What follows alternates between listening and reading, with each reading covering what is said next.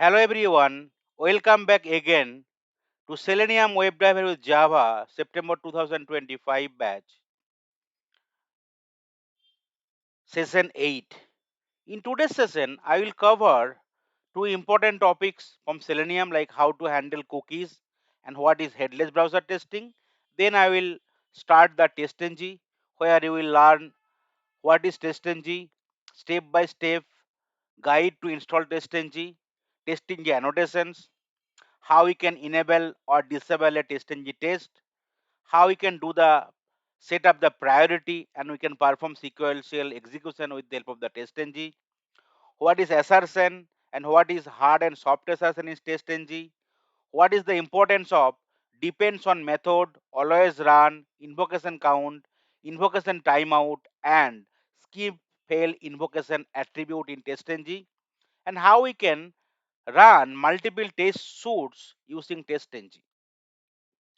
So let's start with cookies. So what is cookies? So before going through the slide, so you already, most of you already working with laptop, desktop, mobile, tab, etc.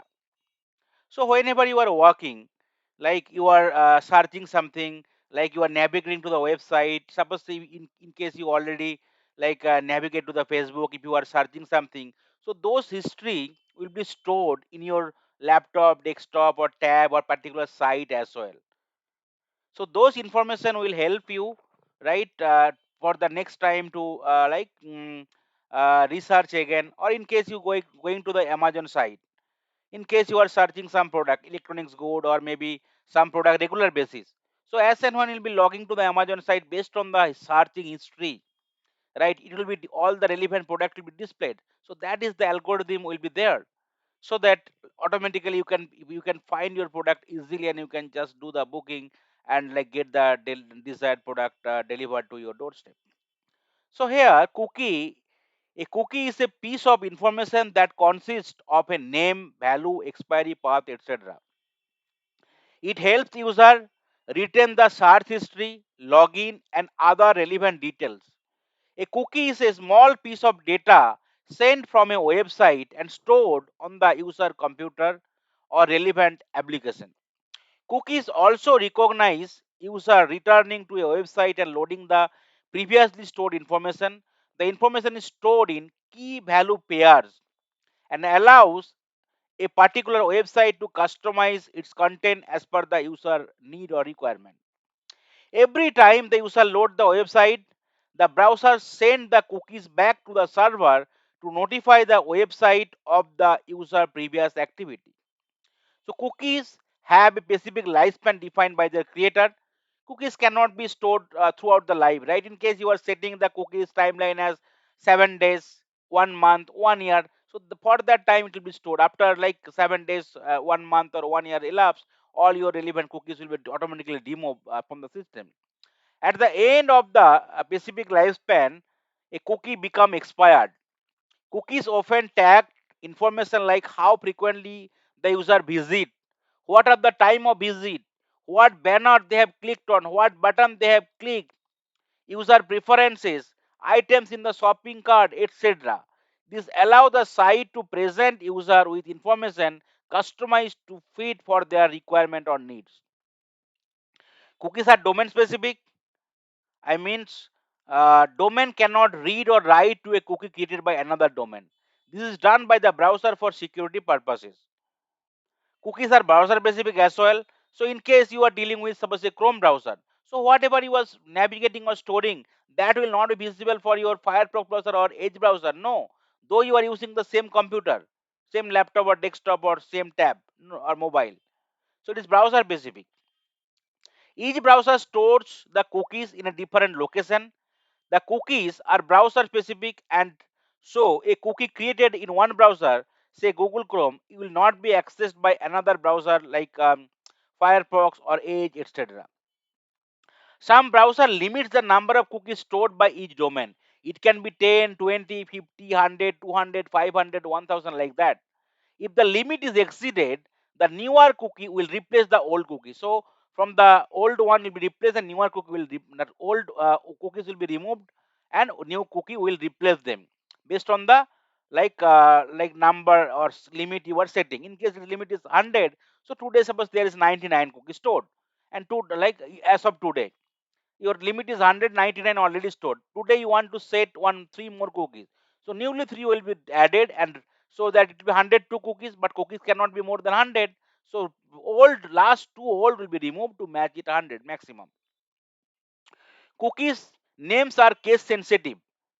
So definitely just like Java is a case sensitive, uppercase, lowercase is not the same. So here like uppercase username is different from the lowercase username because cookies are case sensitive.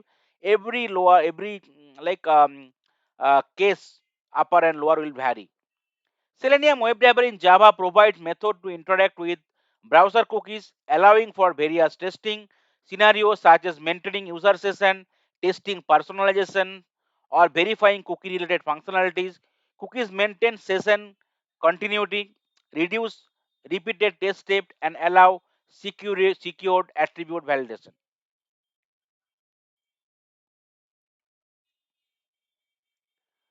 What are the importance of the cookies? Primarily, whenever you are doing the UI automation using Selenium, efficient testing. Handling of cookies ensures that the entire testing process is smooth and effective, thus minimizing the risk of defect. Reduction in time of test execution. It will save or saving of cookies in local system reduces the time for test execution, especially when multiple scenario require signing into the website. So in case you want to sign to the website repeated number of times, so you can store those username and password in the cookies, and automatically system will use those information so that every time you no need to log into the system separately. Data security, proper handling, especially using the secure flag, encrypt cookie data, making it harder for attacker to steal sensitive information and reducing the risk of session hijacking. So in case you are securing the cookie, so it will encrypt. So whatever value you are giving, other person will not able to see it because it will be encrypted format.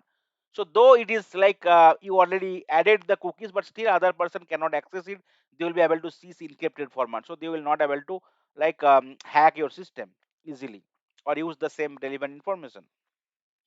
User convenience. Website use cookies to remember user preferences like language setting or shopping cart items, saving user from having to re-enter information and providing a more seamless experience. Creation of conducive test environment. Deleting cookies increases the effectiveness of testing as every test scenario is not dependent on test result of previous scenario. So you can also delete the cookies. Suppose say today just now you want to add like 20 cookies based on a requirement, and one testing is over, you can just delete all the cookies so that no information will be there. So it will be faster the system execution for the remaining or next day or next iteration or next time. Protection of privacy of user. Clearing of cookie ensures that all the personal details like username, password, email, etc. are removed from the system, thus prevent the access of data from unauthorized sources. So definitely we can add the cookie as a key value pair, and then we can write get the details, or we can get all the cookie details. We can delete the cookie. We can delete the cookie by name, cookie by cookie object, etc. But in case you want to add more attribute in the cookie, you can also do it. Selenium allows setting advanced cookie attribute for better test scenario and strengthen security validation. You can add that name, value, domain, path, expire or max age, size, HTTP only secured or same site. Name, this field contains the cookie name. Value is nothing but the cookie value. Domain is again nothing but the field which will contain the host that are allowed to receive the cookie. Path, this field contains the URL required in the requested URL to send the cookie header. Expire or max age, this field contains the expiration date or the maximum age of the cookie. Size, this field contains the size of the cookie.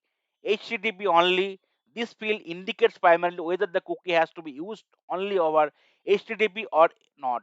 Secured, this field primarily indicates that the cookie can only be sent to the server over a secure HTTP connection, which will be set to true. Same side, this field contains the value strict or lacks if the cookie is using the experimental same side attribute. Now let's see the important method available to handle the cookie. So first is driver.manage.add cookie. where you can like give that object of the cookie. This method adds a new cookie to the current browsing context. User need to create a cookie object first, specifying its name and value, and optionally other attribute like domain, path, security flag, expiry, etc. So first we'll be creating the object like cookie, cookie object name, new cookie, and here key value pair. Okay, key and the value, and after that we can add the cookie. Once cookie are added, then we can get the cookie by name. Divert.manage get cookie named. Here we can give the cookie information. This method returns a cookie object for the specified cookie identified by its name. If no cookie with given name exists, it will return null. But this is specific to one cookie you want to retrieve it. But in case you want to retrieve all the cookie information, so you need to use divert.manage.get cookies. So definitely it will be giving you a lot of cookies. So it will be the return type will be set of cookies, and you can give the object name, and you can use enhance for loop to get all the cookie information. So add getting the cookies by name or getting all the cookies, then deleting.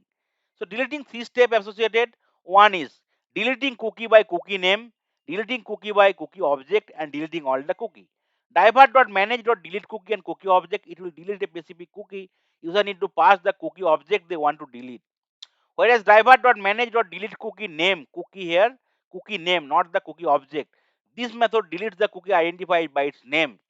And if you want to delete all the cookie whatever you have already stored in your browser, like you need to use divert.manage.delete all cookie. It will delete all cookies associated with the current domain. Now let's see the implementation. So today I have created a class called session8, and this is nothing the same step we are using since start. Like we are creating the object for the WebDriver for the Chrome browsers. We are maximizing the browsers, and we are trying to access the Facebook URL. Now we'll try to add some cookie. Okay, let's add some cookie. We say in the Facebook page, if you open the Facebook page, so definitely you need to enter the username and password. So both the thing let's store as a cookie.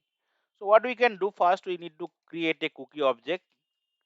Cookie is the class, and we can create the object called Facebook user.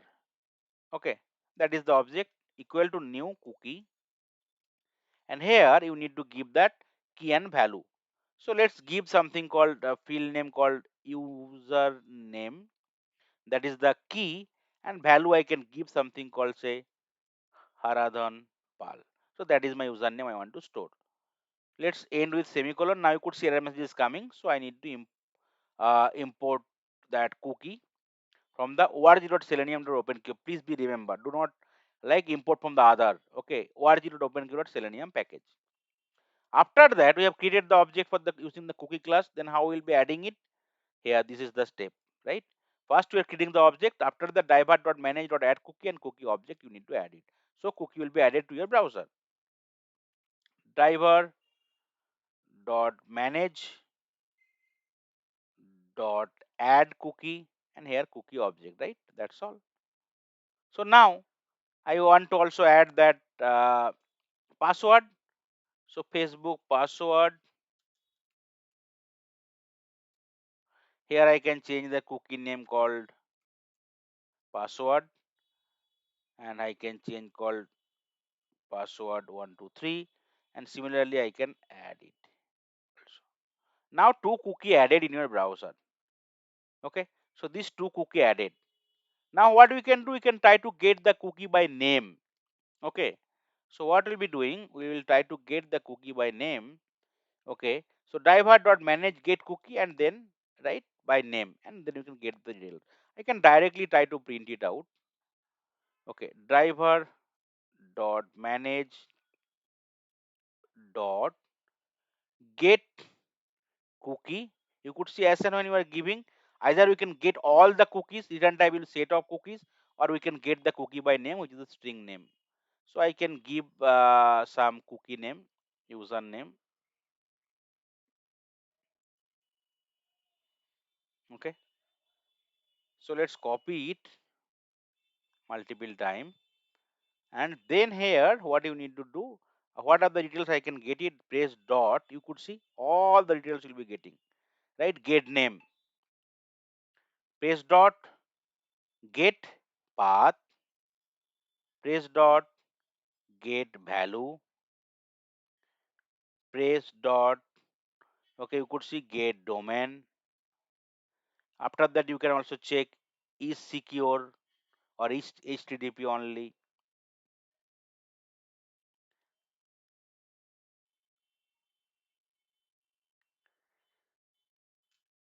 Mm, get expiry. So it will be nothing. We have just given the name and value. Let's see. Let's run the code. Let's see what's happening here.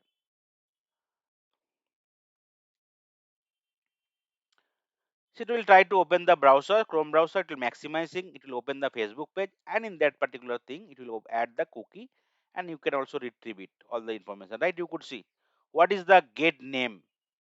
Name of the cookie is nothing. Username. Okay. What is the path? Slash is the path. The last one. This one is the path. Slash. What is the value? Whatever value you have given here, Haradhan Pal. Okay. What is the domain? www.facebook, because that is the user right URL it is accessing. Is secure true? Is HTTP only? No.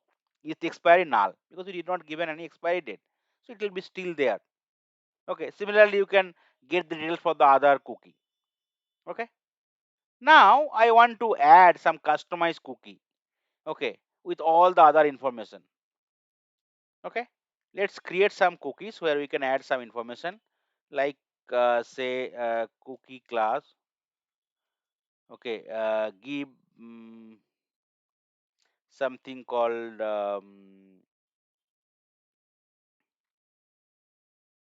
any variable name, give it Facebook customize cookie equal to new cookie dot, you can use the builder class. Okay, here you can give string value pair, so I can give something called uh, session id. Which session we are just adding that one, right? Session id, and we can give some value, session id value, maybe like give something called session id called 100 session id underscore secure. That is the thing I am just giving it. Okay, then you can either add other stuff. Dot, if you press dot, you could see domain, you can add it, right? Let's give something called domain, say facebook.com. After that, press dot, path. Okay, so give the path slash, then press dot is HTTP, press. Okay, the path will be this one. Press dot. You could see what are the other things you can. HTTP is only, right? Boolean value, true or false, whatever you can do. Okay, is secured. Dot is secure, right? You can give it true or false. Okay, then you can give other stuff. Dot. Okay, you can see here you can give same site, path. Okay, expiry date. Okay, let's give something called expiry date value. We can do it later. Dot build. At the end of the day, you need to use build. Okay, end with colon. Now expiry date, whatever null value we are given, we are trying to give some customized value. Okay, so let's create a variable called long variable and create the variable. Suppose say I want to expire it maybe after 1 month from today's date. Okay, so I want to create some variable called 1 month from system date. So that is the variable. How I'll create it? For 1 month, time unit in millisecond, time unit. There is a options available in Java. Dot. Okay, days. You could see time unit, day, hours, all these parts. So I want to make it days. Okay, days dot 2 millis. Here you can give 30. So it will be take actually 30 days. It will be differences. Now what I'll be doing, I'll be taking it date class and I'll be creating a new variable called expiry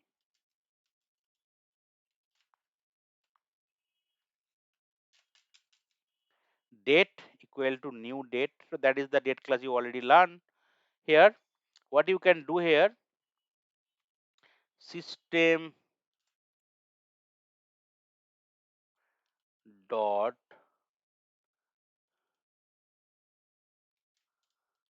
current millis, right, time millis, current millis plus the variable. So it will be actually 1 month from today's date. That's all. Now we need to import the date class from the java.util package, not java.sql, java.util. Now this is the variable, you can pass it here. That's all.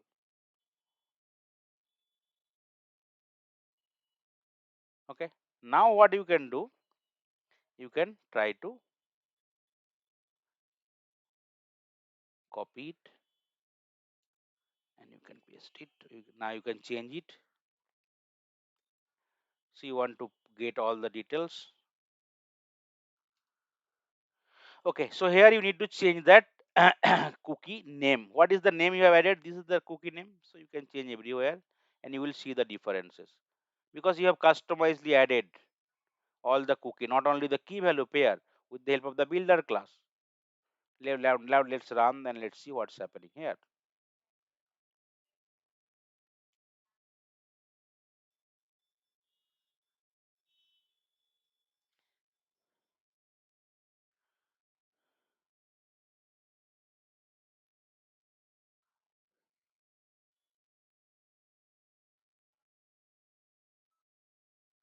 Okay, sorry, I need to add the cookie as well, na? Okay, so this is the cookie, I need to add it. I did not added it. I just created the cookie, but I did not added it. So that is the reason you're not able to recognize.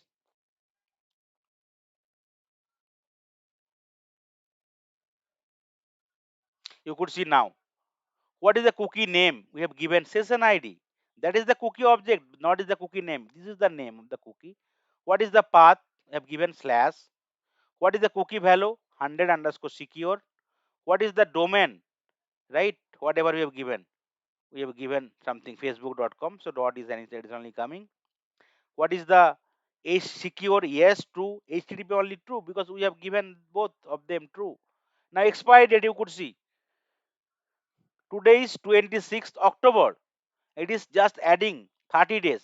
Tuesday, November 25 and same timing 2025 because we have tried to add 30 days here expiry date. So that is the way you can add customized cookie as well with the help of the builder class. Now if you want to remove some cookie, okay, so what are the methods available? Okay, at the end let's do one thing. Okay, at the end be doing one thing, driver dot close, so that it will be close every time. Okay, so you can cut this line, paste it here.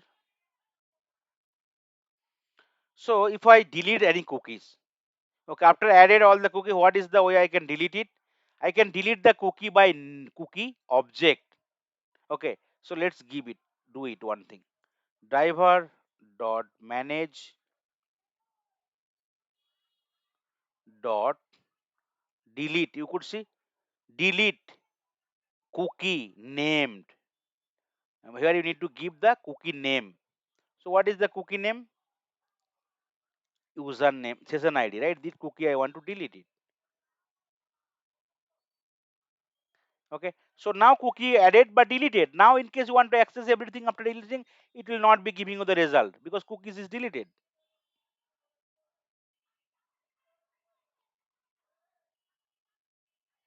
You could see it will throw you the error, right?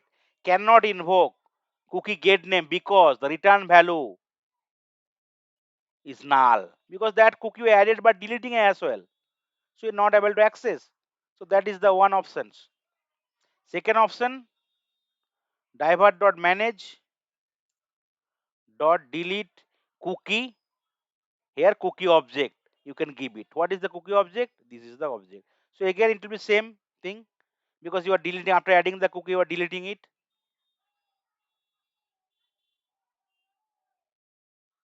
So mostly same error. Another option is that in case you want to delete all the cookie at the end, right? What you can do? Divert.manage dot delete all cookies. Here no need to give any cookie reference, because in case you could add n number of cookie, and if you want to delete all of them, so you can delete everything. That's all.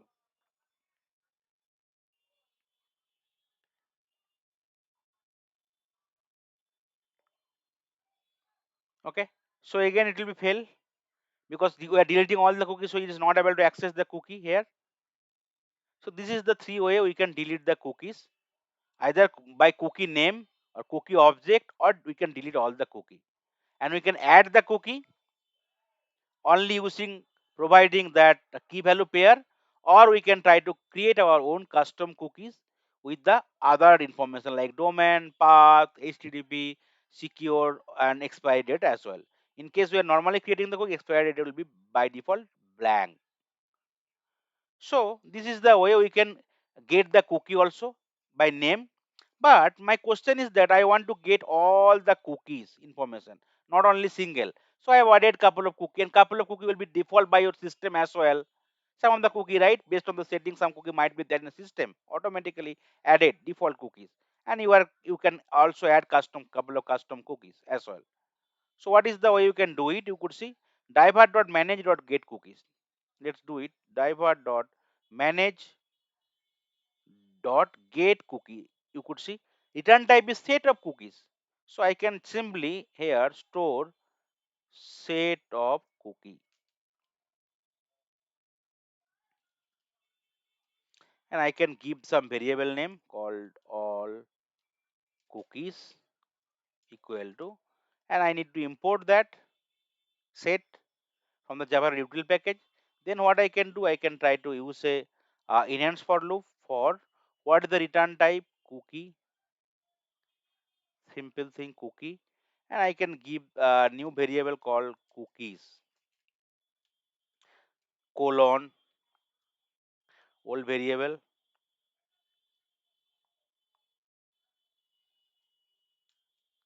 and here you can try to print out so whatever you want to print out, like new variable dot get name, like dot get value,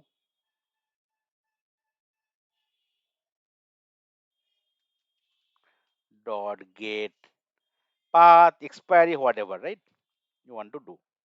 So in case nothing is there, expiry will be null mostly. Okay, I need to give one more bracket here. I need to one more bracket. Now you could see you can get all the information, not only single information.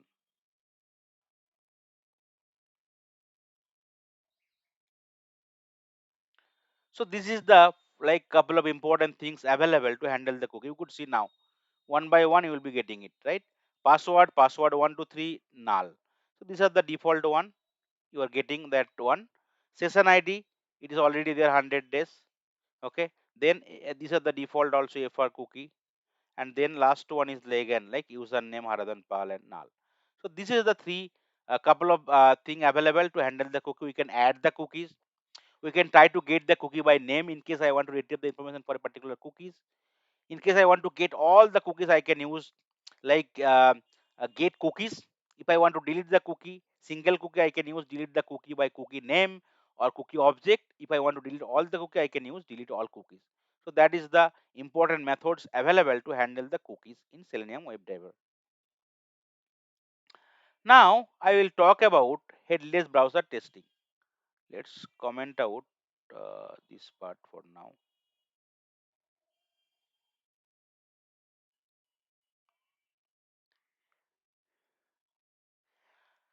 So what is headless browser testing? So in case you want to visualize the execution, so it will open the browser, you can do all this step. Definitely whenever you want to visualize, it is taking some resources. and sometimes your performance might be slow for the system because it is opening all this stuff also parallelly along with the execution. But in case you are running the test on the nightly based on the weekend, you do not want to see the browser, you want the result. That's all. So why you will be using more resources, more memory? So you want to free up the memory and you want to faster the execution. So that is the one of the area, right? We can do the headless browser testing. So we do not want to see the execution through UI, just we want the result. So without opening the browser, still execution can happen, we can get the result. So that is the one option. Apart from that, couple of system might not be having the browser setup properly done, or some struggle is there to set up the browser setup. But in case you are not opening the browser, then you can do it without the browser setup. Just like especially the system, Linux system, right? There might be not browsers properly setup is done, but still you can execute without opening the browser, then it will fine. So performing test execution of the web application without opening a browser is called headless browser testing. The headless browser acts similar to a normal web browser. User have full control over web page loaded into the headless browser. The only difference is user will not able to see a graphical user interface or GUI. User have no option other than using headless testing when user machine does not have a GUI. For instance, if user want to run test in Unix platform, right? So it is recommended to use the headless browser testing when tests are executed in parallel, as user interface based browser consume a lot of memory or resources. So headless browser can be used for server side performance testing too. Anyone can run test case using headless browser when then user will get the result just quickly compared to the opening the browser. When tester have to run the test case on remote machine on, or server which does not have any browser installed, but still user have to execute test case, then user can try with the headless browser. So what are the browser support the headless browser testing? What are the driver? HTML unit driver, Ghost, Phantom.js, Chrome, Jumbie.js, and OATR web driver. These are the couple of driver supports headless browser testing. But most commonly important is HTML unit driver. Why? Because it is the lightest weight and fastest implementation headless browser. So HTML unit driver is the lightest weight and fastest implementation headless browser for the web driver. It is based on HTML unit. It is known as headless browser driver as well. It is same as Chrome, Firefox, Edge driver, but it does not have GUI. What are the key features of HTML unit driver? It supports for the HTTPS and HTTP protocol. It supports for HTML responses like clicking link, submitting form, like working the DOM model of the HTML document, etc. It supports for cookies. Proxy server support also there, excellent JavaScript support. Ability to determine whether failing responses from the server should throw exception or should be returned as page of the appropriate type. So what is the way you can do the headless browser testing with the help of the HTML unit driver? First thing is that you need to add that dependency in your pom.xml file. So you can go to that official Maven repository site, right? http://mavenrepository.com, or you can go to simply Google and you can type Maven repository. It will be opening the URL, and here you can type something called HTML unit space driver. Just type it. You could be able to see the dependency here, HTML unit driver. Click here, and you could see latest version deployed on October 5, 2023. You can just click on that latest version. You can copy that, like this one, Maven dependency, and you can just add it here. I already added it, okay, and you can just save it. So automatically all the, sorry, my bad, not this one.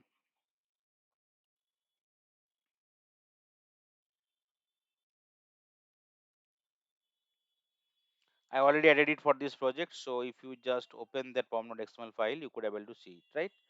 Selenium version along with that HTML unit driver dependency also added. Okay, otherwise you will not able to get those relevant class. Now what you need to do, instead of web driver new Chrome driver, will be using web driver equal to new HTML unit driver. It's control space. Okay, nothing is coming. So it will be HTML unit driver. New HTML ucap and driver also cap. That's all. Now you could see you need to import that HTML unit driver. That's all. From the org.openq.selenium.html unit, the whatever package you added. Now, no need to maximize it because like you are not able to visualize the execution, so you no need to maximize it. You can directly go to that Facebook page. Okay. After that, what you can do, you can try to print out something. Say, okay, driver dot get current URL, and similarly you can try to print that title driver dot get title. So here what will happen? It will not open any browser, but your execution will happen. You will able to get the desired result out, right? Output here in the console. So that is the way you will not able to visualize the execution, and definitely it will take less memory and execution will faster, and you can save the time effort. You could see it is coming URL and the title, but you will not able to see the execution. So that is the one option. You can do the headless browser testing with the help of the HTML unit driver.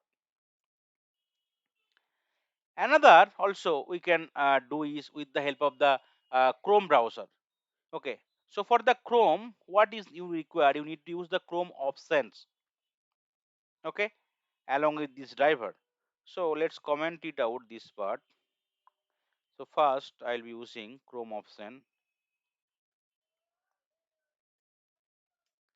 Okay, you could see this is the class coming from the org.openq.selenium. Right, Chrome options. I can create a variable called options equal to new Chrome option. That's all. First you need to create an object or instance for the Chrome option.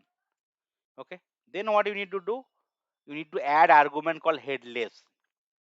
Okay, so with this options object I'll be adding that argument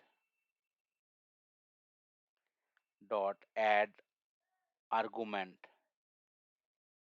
Here you can add the argument called within the colon hyphen hyphen hyphen hyphen headless equal to new and end colon. That's all. Then you need to use web driver equal to new Chrome driver here, and you need to pass this option object here in the Chrome driver. That's all. This is the two additional steps you need to do, and automatically Chrome driver will be your headless now. You will not able to see that execution in the GUI, but it will be executed and you will get the result. You could see what's happening here. Okay, that's fine. But you are getting it, right? Some connection socket exception error, that's fine. Because in case you are using mostly that, right, driver.close, it will be throwing that error. Let's comment it out. Okay, it will be automatically working.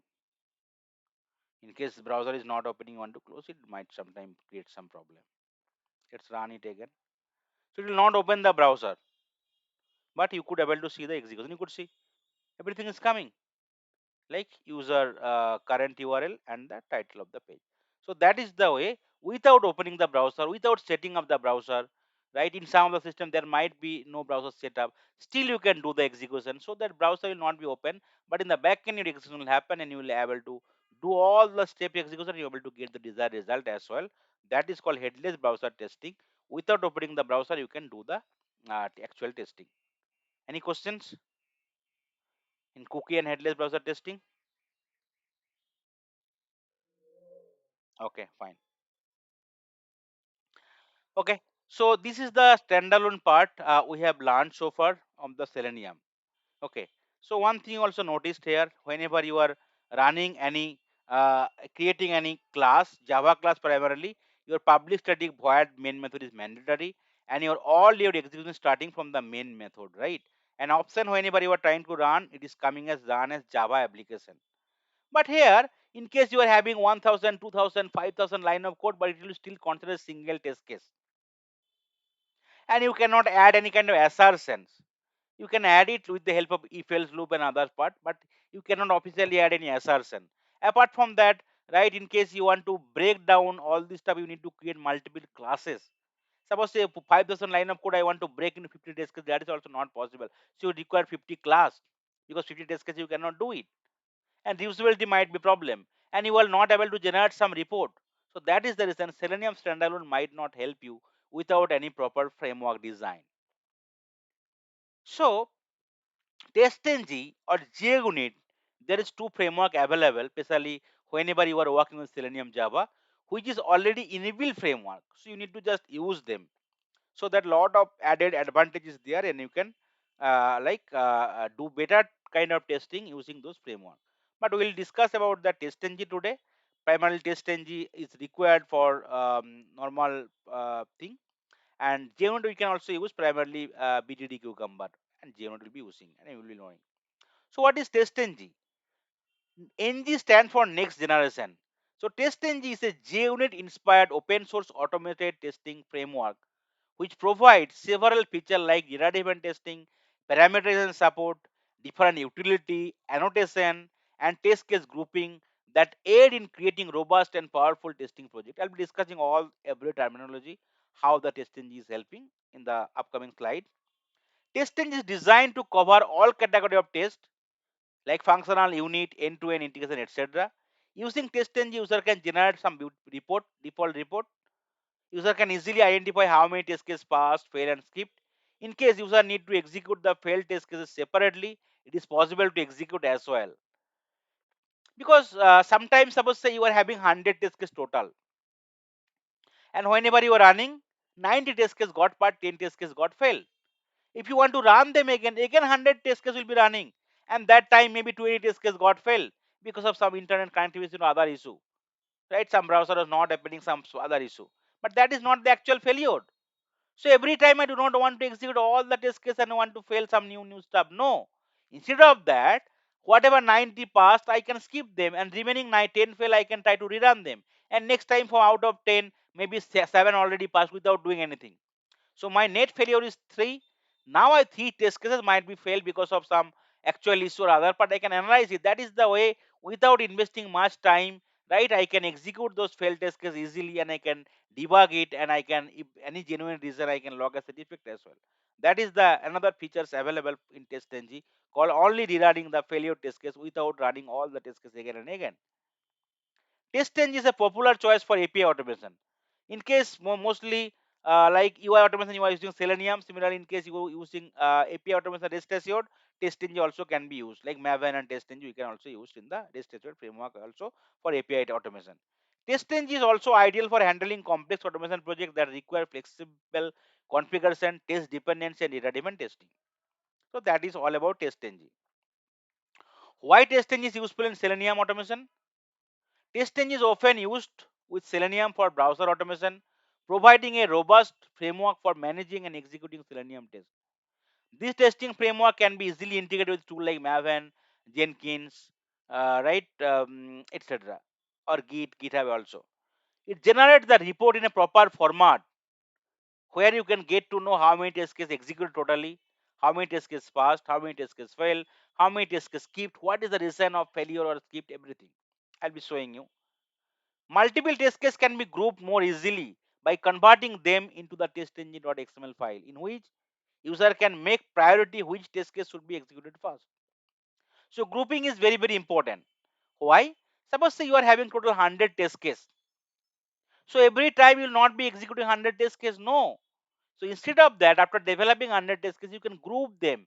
So maybe 5 test case for sanity, like 20 test case for functional, 30 test case for end to end, 25 test case for integration, or test case can be also break up based on the application, right? Couple of test cases for application A, couple of test cases for application B, or couple of test cases cover application A and B. So that is the way I can group them. And now based on my requirement, suppose in case you want to certify that application A, so I can just try to filter out based on the group wherever application A is present. Or I want to only execute the smoke test kit, I want to execute only regression suit. So that is the way I can use the group features. And instead of running all the test cases, I can run the relevant test cases based on the group filter, and I can get the desired result in couple of minutes quickly. and it will help me to analyze and certify the releases. The same test case can be executed multiple times without loops by just using the keyword called invocation count. That is the one of the added advantage in TestNG framework. So in case you want to run a single test case, so mostly you see that loop used like for loop, while loop, do while loop. But here we will not be using any kind of loop. Instead of that, there is an attribute available called invocation count. With using that, we can try to rerun the same test case with same data variation multiple number or n number of times. Using TestNG, user can execute multiple test cases on multiple browser or cross-browser testing also possible. So in case I want to execute same test case, say Chrome browser, Edge browser, Firefox browser, so I can do it easily. Once you slowly you will be learning it. Okay, that just in the test.xml file, we will try to copy that test part, and I will just change the browser name, and automatically same test case, 10 test case can be executed in 3 browser without changing anything, just only updating in only one place. So that is the way. Like cross browser testing also like helps us is like very much to understand any kind of browser related deviation is there on the nose of same test case. Annotation, there are a lot of annotations available which will help us to set up the precondition of the post condition, like before test, after test, before shoot, after shoot, before class, after class, all this stuff. Test engine simplifies the way tests are coded. So, in case you are using Java class, you would require to have the public static void moment method, but mandatorily, because your execution start from there. But in TestNG, in case you are using creating a TestNG class, that public static void main method is not required at all. So without that public static void main method, we can run our test case. So that is the another added advantage. The sequence of action is regulated by easy to understand annotation that do not require method to be static in nature. Uncaught exceptions are automatically handled by TestNG without terminating the test prematurely. These exceptions are reported as failed step in the report as well. So these are the important usefulness is having. That is the reason TestNG is very much capable using Selenium tool also. What are the important features available in TestNG? So we already discussed couple of stuff. Apart from that, couple of important features is like assertion. So in case you are not using any framework, right, assertion is very tough, right? So in TestNG already giving two kind of assertion, hard and soft assertion, through which we can try to add some validation point, right? And it will pass or fail based on the validation passed or fail. And in case validation is getting failed, it will show you the correct result, correct error. And that is the way it will help you to debug the error and to understand whether the real failure is a false failure, and you can update the code accordingly. TestNG has an assert class that provides multiple methods supporting different type of assertion, like checking equality of expected and actual result, asserting a condition as true or false, asserting if a value is null, etc. Then another important feature is called run test in parallel. That's what I already told, right? Cross-browser testing I already told, but parallel testing is also possible. Means thread concept you already learned, right? Threading, multi-threading concept, right? Same thing, we can try to execute using multiple resources parallelly. That is called parallelism. So here using that testng.xml file parallel thing, either at method level, class level, or attribute level, or should level, we can execute that test case using multiple thread parallelly. So in case you are having 100 test case, instead of only one thread, you can use 5 thread. So your all your test case will be like divided into 5 thread, and execution will be faster. Instead of 10 hours, it might be completed in 3 to 4 hours. So that is the way you can save the time in case your system is capable enough to handle multiple threads to execute your test cases parallelly. Make test dependent on another test case. So dependency also another important feature of TestNG. Why? Suppose say you are having 5 test cases. So first one is called login, second one is called searching the product, third one is called adding the product to the cart, fourth one is called making the product, and fifth one is called to check that product is delivered or not. But say your login is getting failed, so either your other product will be there or other test case will be executed or passed. No, because it will fail anyway because login is not happening. Say login passed, but product is not available at all to search. So it will not able to add the product to the cart, make the payment, or get the product delivered. So other test case will be already anyway always will fail. So that is the way I can make the other test case dependent. that last test case will be depend on the first four test cases. Fourth test case will be dependent on the first three test cases. So that is the way. In case your first test case will fail, remaining test case will be simply skipped instead of failing. So that is the way I can save the time. I know that something dependent test case getting failed, so there is no point of running the other test case because anyway it will be failed. So that is called dependency management. Using depend on method and depend on group attribute with at the rate test annotation, user can make dependent on other test. Prioritizing the test. Sometimes test case we need in because in a single class we can have n number of test cases. I need to prioritize. Why? In case you are not prioritizing, test case will be executed based on the alphabetical order. Alphabetical order. So that is the problem. So your test cases, you are having test case called login, adding the product to the cart, like searching the product, adding the product to the cart, making the payment, and like verifying the payment, other stuff. So you can have the test cases name called like login. We start with L. Method name start with L. Then adding the product to the cart. A. Add the product to the cart. Then making the payment. Right. Searching the product with S. So your execution will try to start with the based on the alphabetical order. So it will fail because first it will try to add the product to the cart, but you are not running the login or the searching the product. So automatically will fail. But in case you are giving the priority that login is the first priority, then searching the product is second priority, so it can execute it based on the priority sequential manner. So your execution will never fail. So that is the reason priority in the test case is also a very important part in case you are using test ng framework. Grouping part you already told, right? We can group the test cases based on the testing type, based on the application type, and we can run them based on our requirement letter. Data driven testing and parameters will cover. What is data driven testing? In testing, there is a parameters available called at the data provider, using which you can do the data driven testing. What is data driven testing? So same test case you want to execute using different variation of the data. So it is called data driven testing. Your test case is only single, but your test data is different. Suppose say you want to search the product. So product can be different. One might be electronic product, one might be your dress, one might be your household product, like one might be your sports product, like that. So product is different, but overall test case is same. That is called your data driven testing. So using at the data provider, user can create data driven test in which the test data is passed to the test method through its data provider. And next one is parameterization. So it is opposite, mostly opposite to data driven testing. In data-driven testing, your test case is one, your variety of the data is different. But here in the parameterization, your data is one, but your test case is different. So say in case you want to do some operation called add, multiplication, summation, division, but your parameter is two or three parameter or A and B. So that is called parameterization.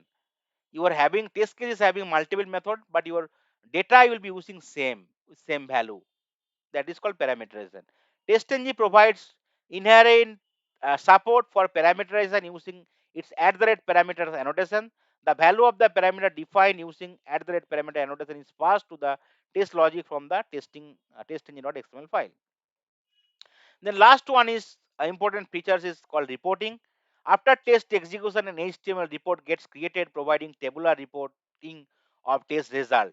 The reporting format also can be configured by implementing different listeners. So I'll be discussing it whenever we'll be having the listeners. Okay, you can get to know. Yeah, any questions?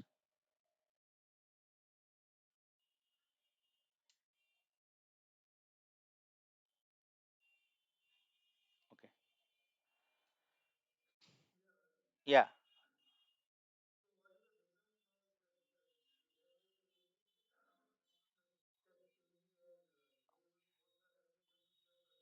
No, JUnit came fast. It is having some less features, but TestNG is having more feature. In case you want to do the framework development like data-driven framework, keyword-driven framework, hybrid framework, you will be using TestNG. Okay, but primarily testing with Cucumber BDD will be using JUnit. Okay, both the thing will be covered. JUnit will be covered in the last session, but TestNG is having more features. I also create a slide for the differentiation. What are the difference between JUnit and TestNG? But these are the inbuilt framework already inbuilt.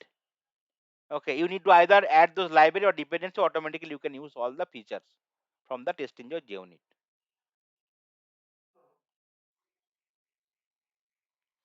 So what are the main advantage of TestNG over JUnit? So JUnit came first, later TestNG developed. JUnit primarily used by the developer for the unit testing. Apart from that, unit support Cucumber also, build Cucumber. But TestNG primarily developed for the testers. It supports UI automation along with the API automation. Okay, REST assured we already discussed, and UI Selenium UI automation, or in case you are using Playwright, TestNG also can be supported. So compared to JUnit, annotation TestNGs are easy to understand. TestNG allow user the grouping of test case easily, which is not possible in JUnit. TestNG is having couple of more annotation called at the rate before or after should, before or after test, before or after group, which JUnit is not having. TestNG does not need to extend any class. Is TestNG is possible to run Selenium WebDriver test case in parallel, but JUnit it might be difficult a little bit. Based on the group, TestNG allows user to group in the test case, whereas JUnit does not allow. TestNG allow user to determine the dependent test cases. I already mentioned that in case you want to make something dependent, it is possible through TestNG, but through JUnit it is not possible. Yeah, any other questions?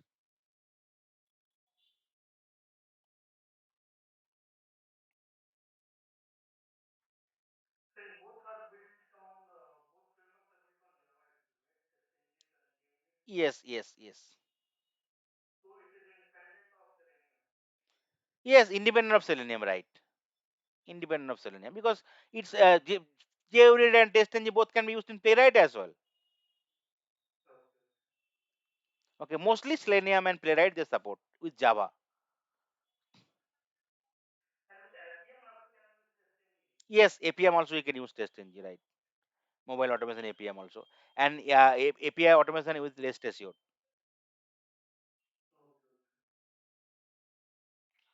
Okay, now we'll discuss about the step by step process. Okay, so one process is that we can simply have the dependency from the Maven repository side, right? You can just type something called testng and you can add the dependency in your pom.xml file.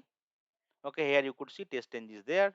You can add it, but still after adding the dependency, you would require the couple of others. You could see latest release is happening 7.11.0, right? So I'll be adding that one. Okay, the dependency I can add it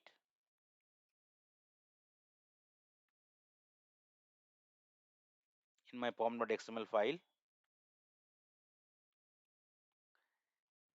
along with Selenium, save it. Next thing, you would require to install Eclipse in Eclipse as well. Only one time activity you need to install it in the Eclipse.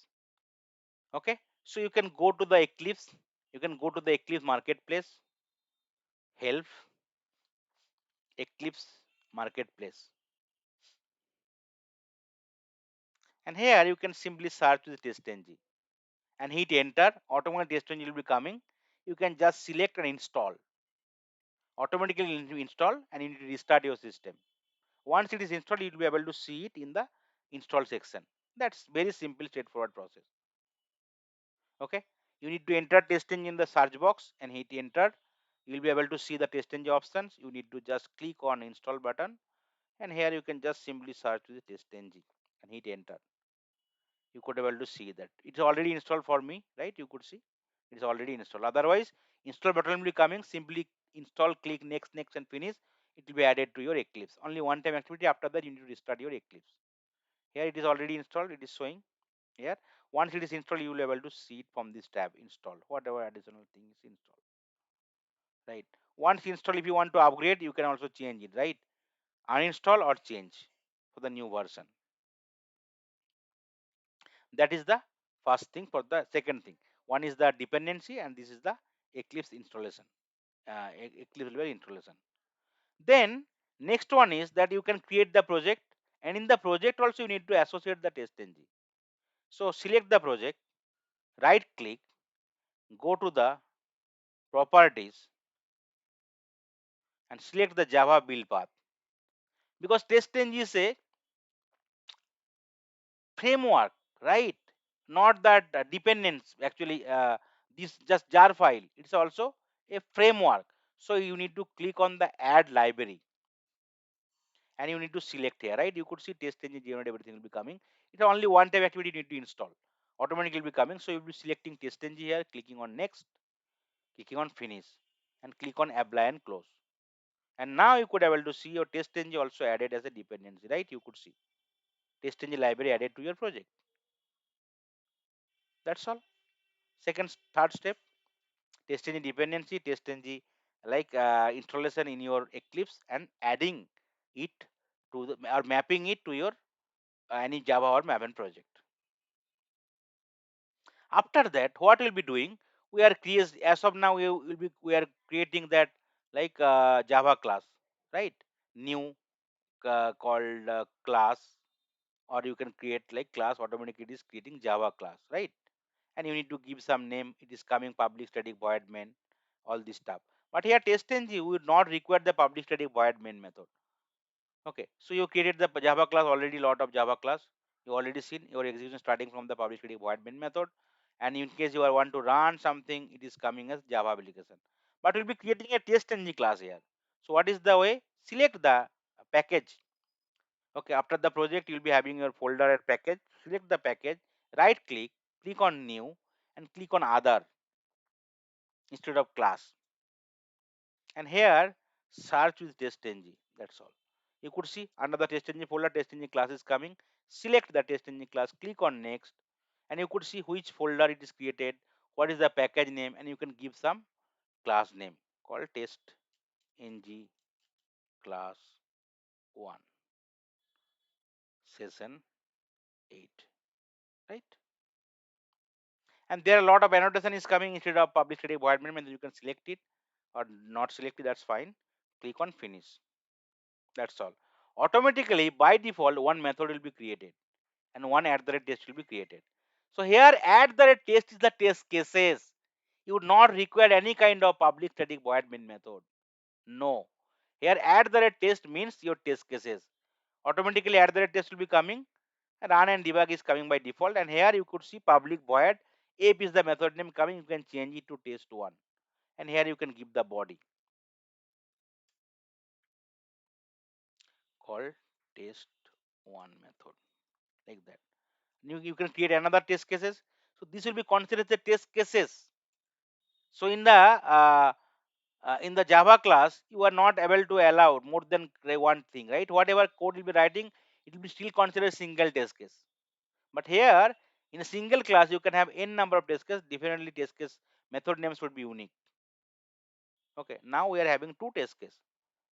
We already having save it. Now, if you want to run it, what option you'll be able to see?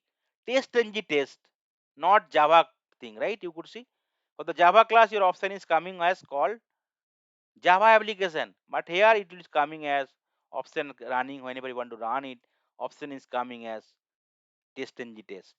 So let's run it and let's see what the difference you'll be getting. It is running through TestNG. Let's go to the console first.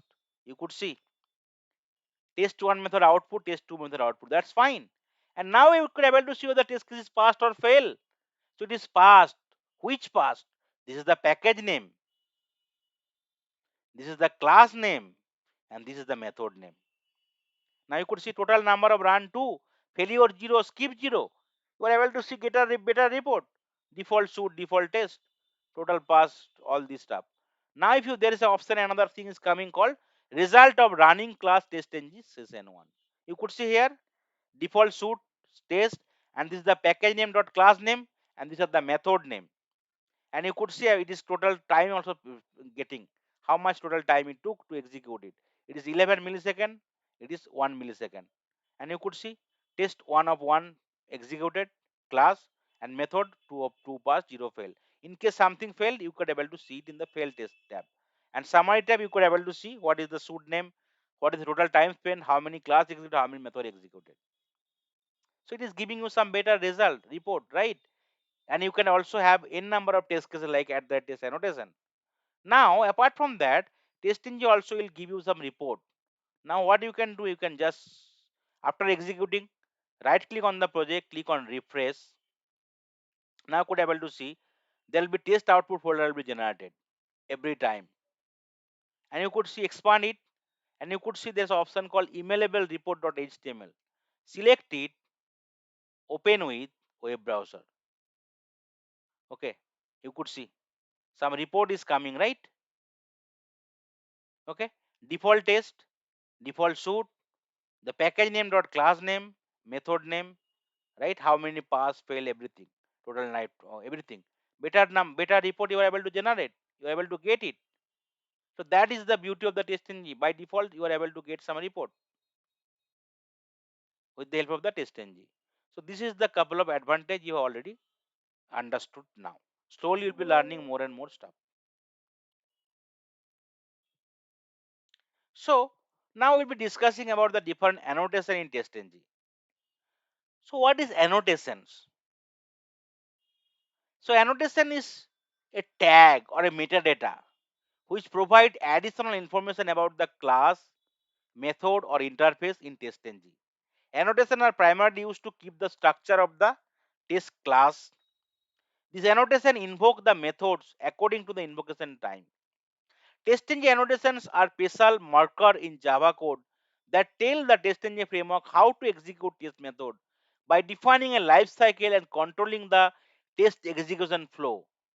They are used to define which method are test, setup conditions before and after test, or grouping the test or managing the test priority and dependency. So at the rate test will be considered only your actual test cases, but other remaining method are sometimes treated as a precondition or the post condition in different level. So at the rate test is the test annotation marks a method as a test method.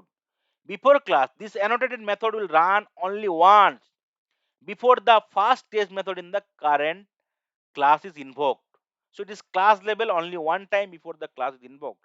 After class, this annotated method will run only once after all the test method in the current class has been run. Whereas before group, after group, in case you are having some group specific thing, those will be executed for before any group. Before group, the list of group that this configuration method will run before. This method is guaranteed to run shortly before the first test method that belong to any of this group is invoked. Similarly, after group will also be after that. Before method, this annotated method will run before every test method, whereas after will run for every test method. After, before test, after test will be at the test level. Okay, the annotate method will run before any test method belonging to the class inside the test tag as there are test annotation wherever. After will be similarly after. Before should, after should be should level. Slowly you'll be able to understand. Right now maybe not able to understand all this stuff, but slowly whenever we'll be covering the TestNG, today only you can able to get the complete idea for most of the annotation. Before shoot, this annotate method will run only once before all tests in this shoot have run. After shoot, this annotate method will run only after all tests in this shoot have run. Now let's see how we can add this along with the test case. Okay, so let's go to the thing and I will just simply copy it.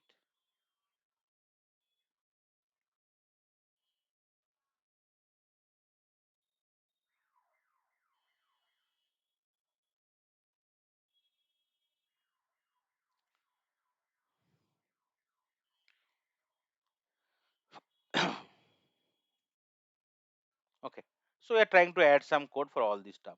Now you could see that we need to import that all these annotations because he's not able to understand as of now.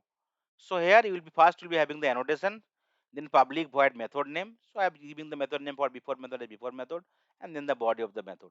Similarly, after method I am giving the body, and I am giving the body for the before class. Okay, I am adding it, but every method should be unique. Annotation can be duplicate, but method name should be always unique for TestNG as well. Before test also I'm importing, after test also importing. It is all are coming from the org.testng.annotations. Now you could see. So we have added so many annotation, but those annotation are not the test cases. Only wherever at the test is there, those will be considered as test case. So I can have one more test case added called test 3. So and now I'll be having 3 test cases. Test 1, 2 and 3. Another is the supporting precondition or the post condition. Now let's save and let's run it and let's see how it is happening. Okay, you could see now one class executed 3 test cases executed. If you go here, you could see test 1, test 2, test 3 executed. These are 3 method and should name is still coming as default. test name is still coming as default, and this is the package name, not the class name. And now if you go to the output console, you could see what is the output coming. 3 test cases passed, there is no failure, and you could see fast before shoot is coming. So before shoot will be coming only executed only one time before any shoot is executed. Then your before test at the test level. Then before class, only specific for every class it will be executed only one time. Then before method for every method, because here there are 3 methods, so it will be executed 3 times for every method. Then your actual test method, again after method, again before method, again your test method 2, again after method, again before method, again your test method 3, again after method, and after that after class, after test, and after shoot at the last. So that is the sequence of execution. Here I have also mentioned here what is the sequential execution annotation. Before shoot, before test, before class, in case any group is there, before method will be executed for every method, then test cases, after method, after group, after class, after test, after shoot. What? Yeah, go ahead. Huh. Huh.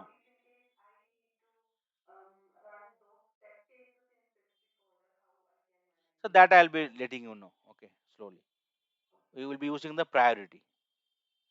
Okay. Yeah. So what are the benefit of using testing annotation? Structured test execution. It provides a clear and organized way to manage the flow of the test execution.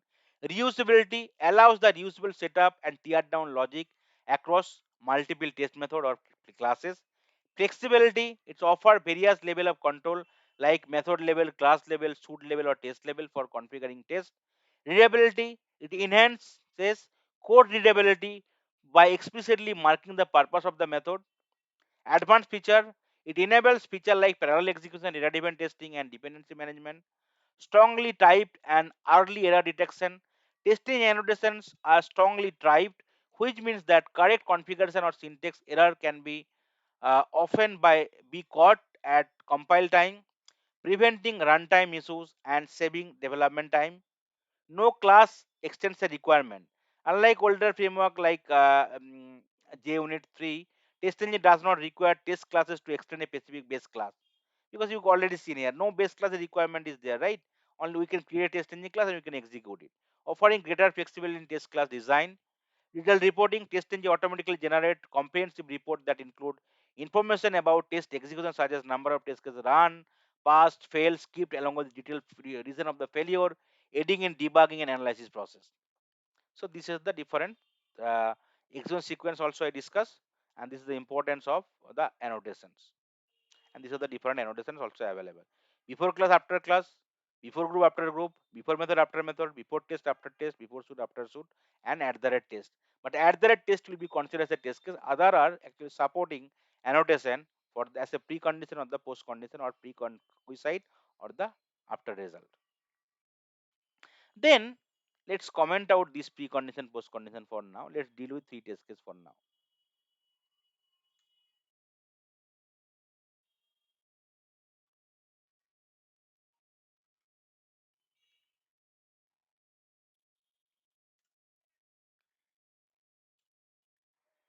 Okay. Now say I am already having 3 test cases, right? But say this test case I do not want to run, but I do not want to remove the test case. I do not want to comment out as well. So how can I disable it from the execution? So that is another feature is available in TestNG, right? Enabling or disabling a test case from the execution. Today I have disabled, tomorrow I can again enable it, right? So TestNG provides an attribute for enabling and disabling our at the rate test. There are many times when user do not want to run a particular at the rate test, and is not a better way to remove the whole test method from the class and then add it again in case user want to run at the rate test again in the future. So what we can do? Okay, by default, in case nothing is there in the at the rate test, it will be considering as enabled equal to true, means it will be executed. But in case we are using adding this part called enabled equal to false in the test level, so that method will be not be run. It simply skip or ignore method and execute the next one. In case user want to execute or run method, then simply add either enable equal to true or keep it blank. For example, there might be situation where user might have written skeleton code, only skeleton that is not properly developed sometime, just like WIP, work in progress. Okay, so for that feature is still in development, or the feature is already broken, so user know it will fail, because of which user might want to ignore this test case from the suit or from the test class. By default, TestNG consider enable equal to if you do not have any provide anything. Let's see. So in case you are not providing anything, it is means enable equal to true. So either you are blank or you are making enabled equal to true, it will be still same. Okay. But if you want to make something disable from the execution, what you can do, you can use enable equal to false. So that code will be reside in your class, but it will be skipped from the execution. You could see now three test cases. So test one I did not mention anything, so it will by default enable equal to true, and enable equal to will be still executed, and enable equal to false means it will be not be executed. Test three will not be executed now. So two test cases will be executed out of three now, because the third test case will be simply skipped or ignored. You could see now test 1 and test 2 executed. Third disk is not coming into the picture at all. Why? Because we are trying to skip it, enabling or disabling it from the execution. Code is there, but we're disabling from the execution. So that is the way we can make it enable or disable. So we can make it blank, right? So it will still executed. So same thing, there is no difference. Either you make it enable equal to true or make it blank. So still it will be executed. Wherever enable equal to false, it will be simply skipped or ignored. Then we are talking about that how we can do the priority, right? So I already told, right, in case you are not giving anything, so test cases will be executed, will be done based on the alphabetical order. Like here test 1, test 2, test 3 will be executed in the real time. Say you are having couple of test cases, let's implement this. Okay, what we'll be doing, we'll be doing something called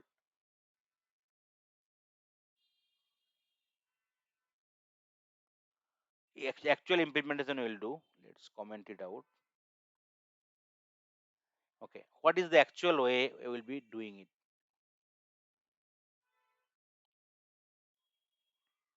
Okay, so we'll be using something called at the rate before test, so that it will be executed at the test level one time. At the rate before test, or you can take it like that. Whatever is there before test. Okay, before test and after test. But let's take it.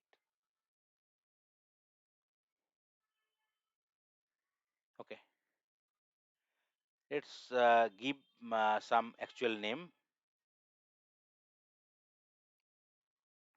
here. Actually, before test method we need to give the name called, or before method after method we can give called setup. Here we will be trying to write the code for setting up, and here it will be teared down, means we will be closing the browser. So we will be defining global variable called static wave driver. Okay, sorry, my bad. We need to import that wave driver so that we can access anywhere in the class. Okay, in the setup method, what we'll be doing, we'll be creating the object or instance using that option driver equal to new Chrome driver. Option I can remove it, that's fine. Okay, so this is the precondition, right? We are trying to do it, and then I can maximize it also. Whatever important stuff I want to do in setup method, right? And after that I want to delete all the cookies. Driver dot manage dot window. Every time I want to delete the cookies, actually dot delete. One second. Driver dot manage dot delete all cookies. Okay, I can give some implicit time as well. Okay, if required. Okay, here this is the precondition, and now I want to do something called driver dot close. Every time I want to close it at the end, right? Now I can have my test cases, actual test cases. Say at the rate test. Okay, here you can have similar way test cases. Say open Facebook page. That is one test cases. What I'll be doing it here?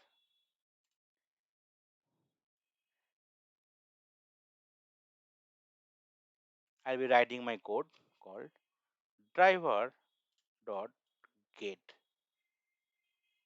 I can pass the URL. Say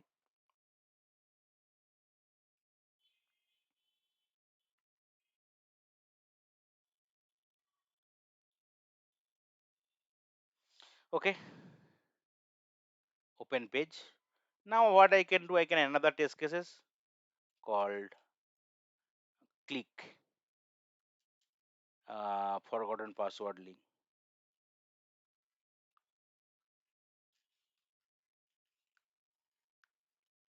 Right. So what I can do? I can after opening it, I can try to use uh, driver dot find element by dot link text. We already know that we can do it using link text.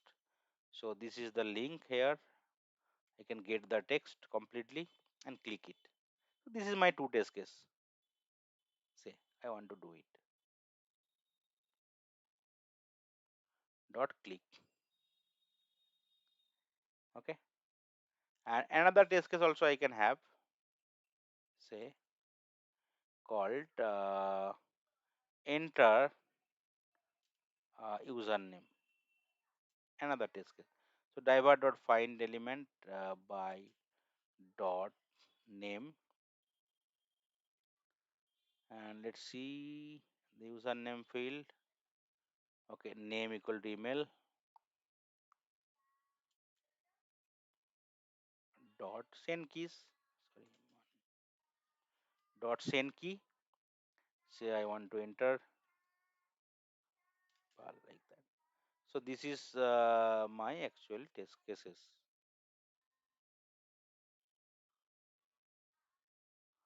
Okay. Okay. So three test cases I have did. Okay. So precondition and post condition will be running only one time. Okay. It will open the browser and it will close the browser. Now I want to execute first open the Facebook page. That is my first test case I have written. After opening the Facebook page, I want to have my like enter this test case. Say okay. I have given sequentially here. Okay. Right, entering identifying the email field, enter Haradhan Pal, and third test case I'll be trying to click on the forgotten password link. That is my three test case, and after that I want to quit the browser. Now let's try to run and let's see what's happening here. So mostly two test cases will be failed, one test case will be passed, though all are valid. Why? You could see based on the alphabetical order it is trying to execute click test case fast. Why? Because C is coming fast. Here O starting with O method name, E and C, though it is valid, you could see no such element because your page is not loaded.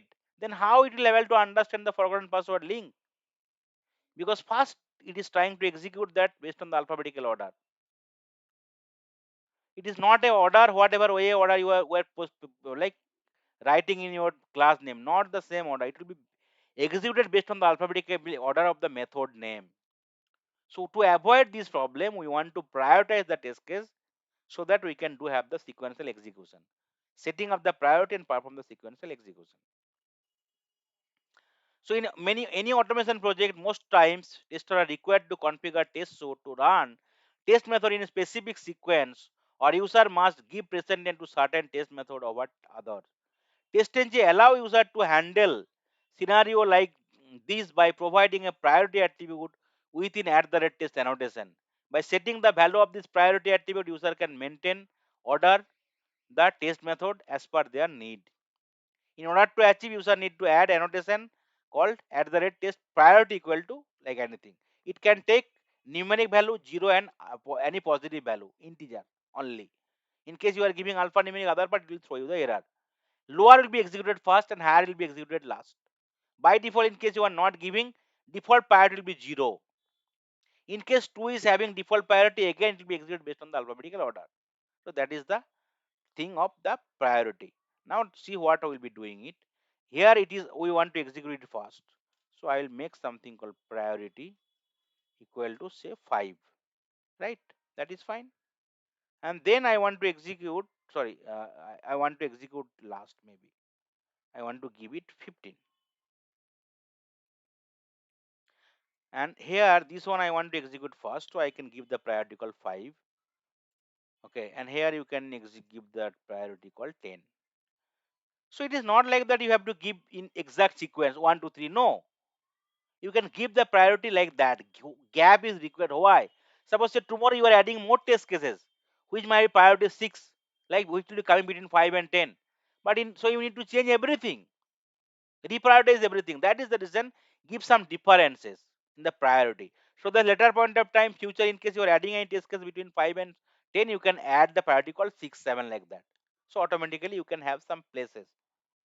Like so in the real time, if you want to do it, give 10, 20, 30, 40 like that. So in the immediate later point of time, something coming, you can give like that better. Now you could see, try to execute it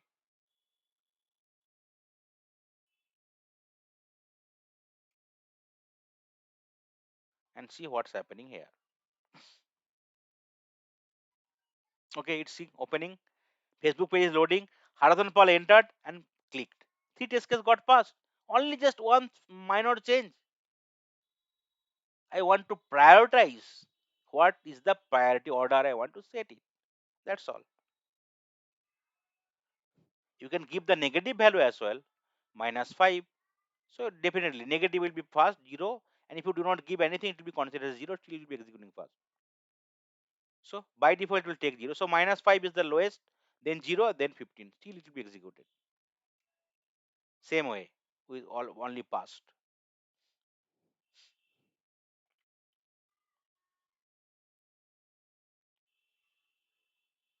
Okay. So here priorities will be lowercase. In case you are giving uppercase, it will throw you the error. Okay. Always priority equal to, and any value decimal place alphabetic it will not take. Only negative value integer 0 or positive value it will take only. So that is the you can do the priority sequential execution after setting the priority. Any questions?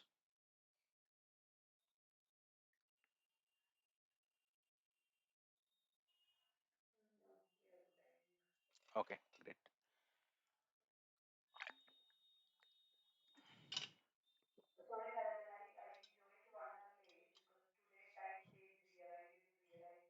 Okay, sure, that's fine. Maybe you can go through the. Mhm. Okay, okay. Oh my god. Yeah. Okay.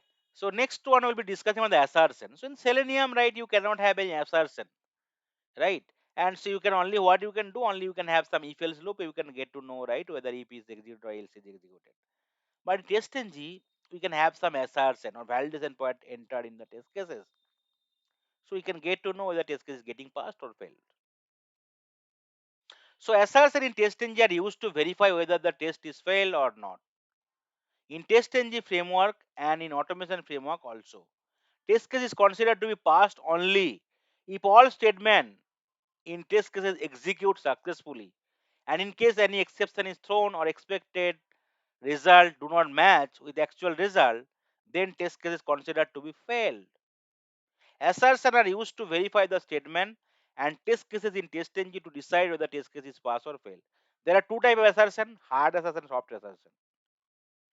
Hard assertion you can use it, but the problem is that in case your hard assertion is fail, your execution will stop for that method immediately, and remaining line of code will not be executed for that method. Other method will be executed as usual. There is no impact, but that method will be stopped. Execution will stop there. So that is the reason we can avoid the hard assertion. We can go with the soft assertion. But let's understand first a hard assertion first. These are the commonly used assertion: assert equal, assert not equal, assert false, assert true. Assert equals means you can give the actual and expected. Not equals mean in case not matching it will be working. Assert false, you can give the condition will be false. Assert true will be executed only in case condition is matching, like that. So let's see actual validation. So after opening the Facebook page, what we can do?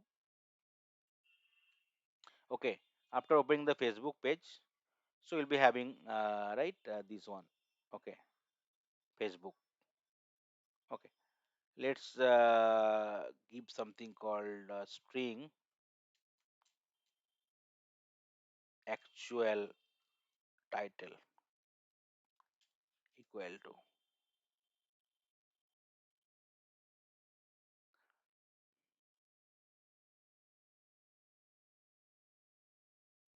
print it out better. So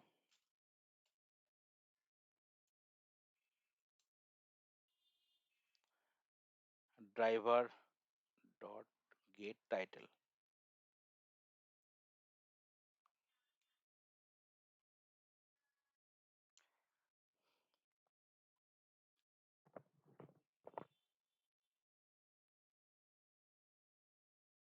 Okay, in the console, if you go, you could see the title will be printed out in the console. What is the title? This is the title, right? So I can take it, I can store in some string called actual, called expected title,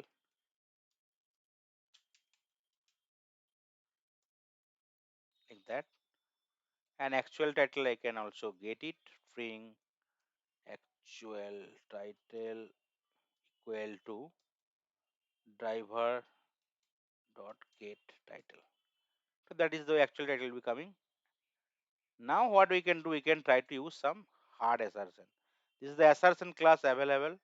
Dot assert, assert dot assert, sorry, assert. Assert is the class, hard assertion class. If you press dot, you could see all the thing will be coming. Right here, you need to check with string.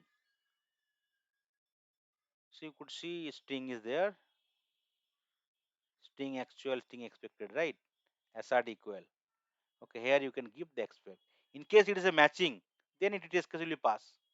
Let's run it now.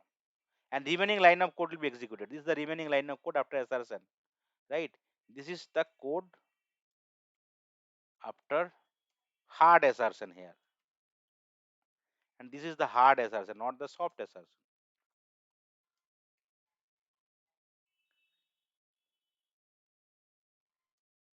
Failure will stop the execution of remaining lines of code. That's the problem. In case pass, everything will be done. Okay, let's run it. It will be passed now because we are expecting same thing.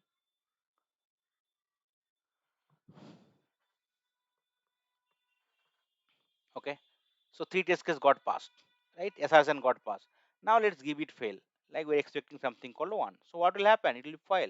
So it passed. That is the reason this line of code executed, right? Output came. But here in case failing here, so this will be not be executed. This will be simply ignored because the execution stopped here and remaining line of code will not be executed in case of hard assertion.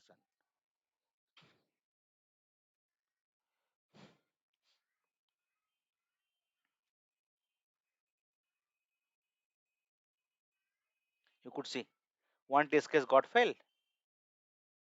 And if you go to the console, you will not able to see the title actually, right?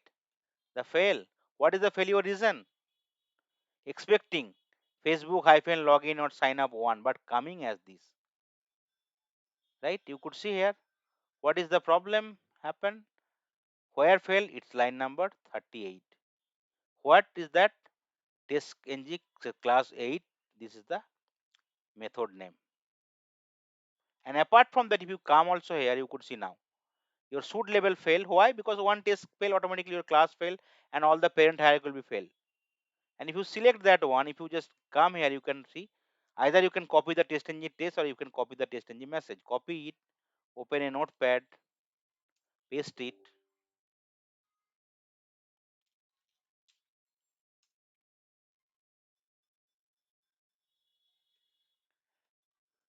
Okay, you could see exact thing for debugging purpose. Okay, if you want to copy the trash, you will be able to get the details, whatever was coming as the output. You could see all the details, right? And if you go to the fail test case, now it will be coming whenever there is a fail. Now, if you go to the summary, you could see default test, one run, three method executed, no pass and failure, only failure means that will be visible in the fail test case. Now, if you refresh the page, now report will be coming, right? Refreshed. Now, you can click, right click, emailable report, open with web browser. You could see now your total two pass, one failed. What is the failure reason? You could see it's coming also here, also in the TestNG report. That is the way it will help you to debug and to identify the problem. In case real failure, you can log a defect. Otherwise, you can just simply debug your code and fix it. Yeah, go ahead. Any questions?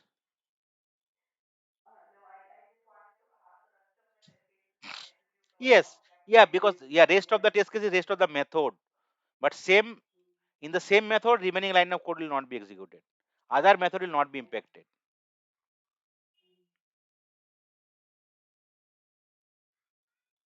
Okay. So hard assertion are the usual assertion provided by TestNG.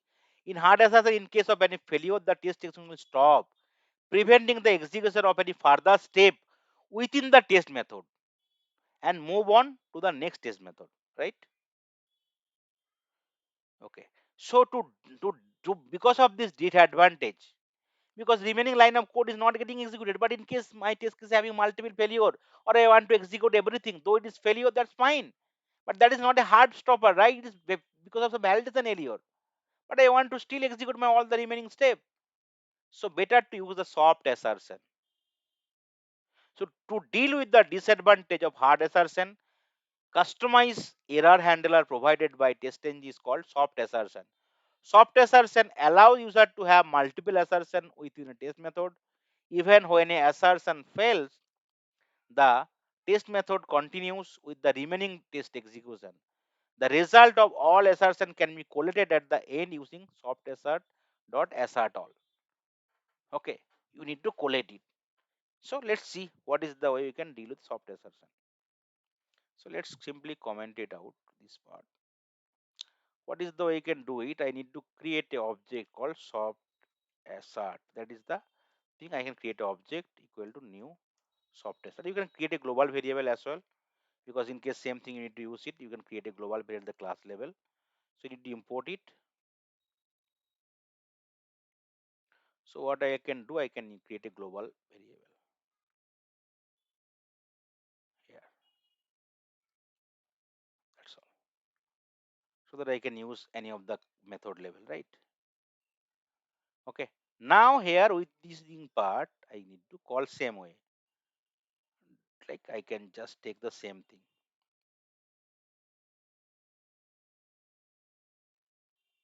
Here it is soft assertion. Okay. Now see,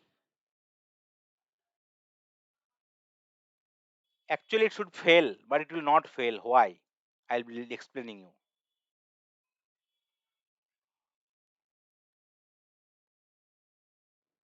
So it should fail.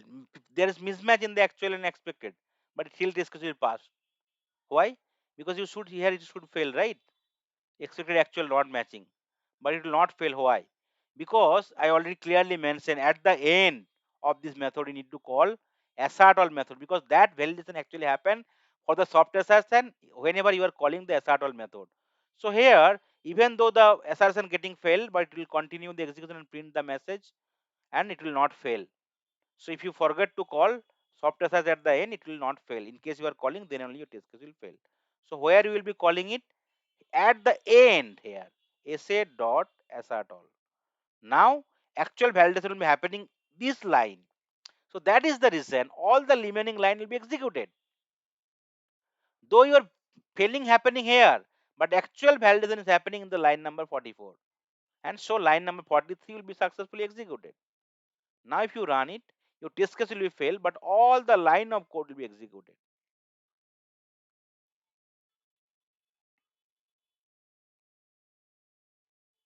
because that is the reason you'll be actually validating at the end. You could see now your test case fail. You could see here expected this actual coming like that assertion failure, but your console if you go, you could see the output actually, right? The login or Facebook part is coming. So that is the way better to use soft assertion in the real time, and you can have n number of other thing, right? So say I am also having passing this one, okay, and I am trying to use something say, okay, say dot assert true. So here if you give something called false, you are trying to make it true, but you are giving the false. So here it will be failing actually, right? So multiple assertion you can do it, and at the end you will be your assertion will be validating here line number 44 at that time, right? So you could see here it will be coming as uh, line number 44 that time. Okay. Now I have changed added at one line. Now if you re-execute it, you could see the failure will be here actually assert false failure or multiple failure can happen. So that is the using assert soft assertion. I can have the multiple failure from a single method or from the test case, right? In case it's having failed if you multiple, you could see now it is failed like that. And which line number it is getting failed, you could also able to see it in the console, or you can copy the trace. Now it will be line number 45. Okay, you could see here it is calling here. So maybe this not this one. It's 45 line number, right? So if you fail at all here, multiple failure will also happen. So that is the way. In case you are using soft assassin single test case, you can have 10 failures. But in case you are hard assassin, you first failure to stop the execution, remaining line of code will not be executed at all. Now it will be having two failures actually. Same test case but two failure. You could see one failure with this one, other failure with this one. So you can have n number of failure, you can get everything because you're actually validation is happening, but at the end here assertion is happening actually, and that is the reason all the line of code is getting executed. So that is called assertion. So all the assertion part I already told, right? Important method assert equal, not equals, assert false, assert true, like that.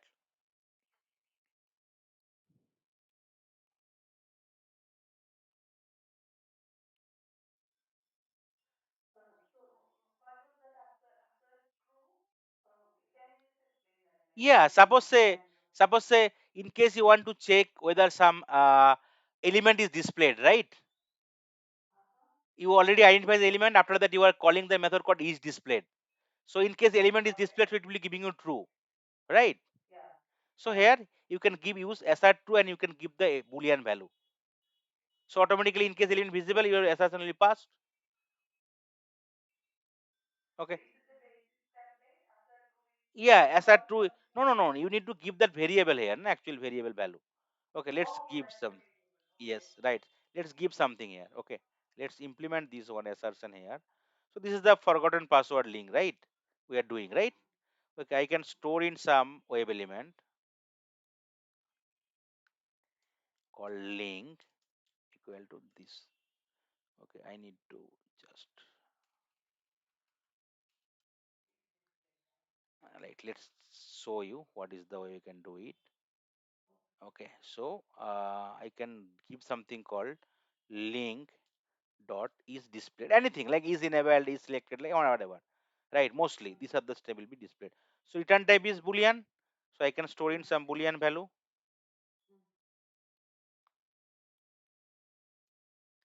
Say boolean a. Okay, like that. Okay. Now what I can do, I can use essay dot assert true, right? Simply give that a. So it should be true. Yes, yes. And then I can click. Okay.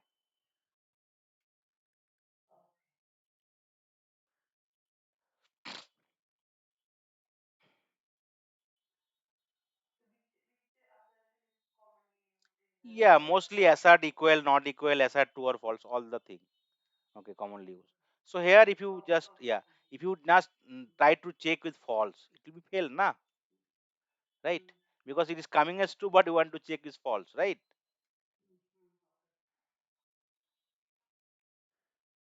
Now this test case will fail.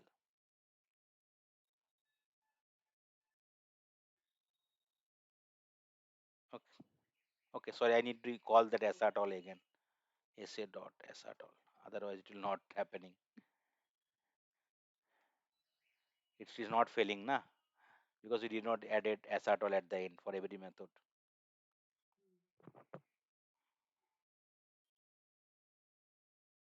Okay, you could see now two test case got failed, right? What is the failure reason? You could see it is coming as false, coming as true, but we are expecting as false. Okay.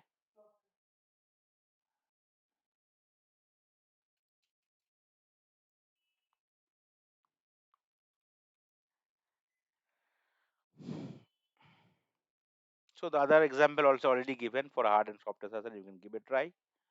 Lot of examples already given.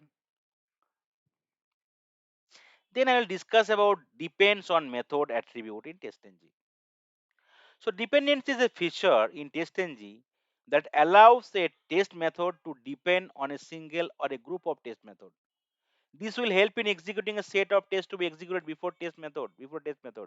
Method dependency only works if the depend on method is part of the same class or any of the inherited class while extending a class. Depends on method attribute on a test method specifies all the test method this method depends on. I am giving example e-commerce site. Okay, just like first test case your login, second test case searching the product, third test case is adding the product to the cart, fourth test case is doing the payment, first test case is verifying that everything is successful. But say in case your login is not successful, first test case is not executing, there is no point of executing other test case, anyway it will fail. Suppose the login is successful, product is not available, then what is the point of the executing the adding the product to the cart and booking the payment? It will be anyway fail because product is not available. So that is the way I can make something dependent, so that in case my dependent test case fail, other test case instead of failing I can make them skipped. Right? That is the thing.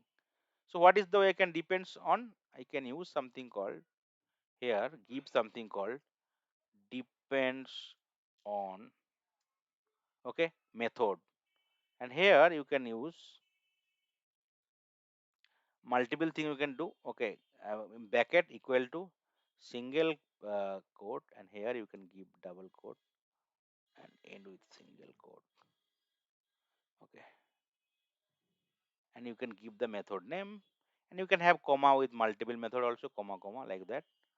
Now in case test case is failed, this will be simply skipped instead of executing. Here also I can make it dependent, so there is no point of executing, right? Suppose in case your login is getting failed, okay, but here actually it is different test cases, okay, because I want to validate the other, but in the real time in login is failed, there is no point of executing your searching the product. In searching is failed, there is no point of validating your executing your test case called adding the product to the cart. In case product is not able to add the cart, there is no point of having the payment or like reversing the product. So that is the way. So what will happen in case the dependent test case is fail, so remaining two test case will be just simply skipped instead of running. Here those test cases might be passed, but still I want to do not want to run them. So here you could see one test case will be passed, failed, another will be simply skipped. Okay, you could see skipped, right? It did not executed. You could see yellow color. Okay, here you could see the method which is dependent, it's failed, and that is the reason it is skipped. Now you could see in the here you could see here, right, console, and failed test case only one, summary. Okay, one executed here and two is skipped. Now if you replace the output, open it again, you could see two skipped, right? It is coming in the skip part, not pass or fail, and one fail. What is the reason for failure? It is coming because assassin failure. What is the reasons for skip?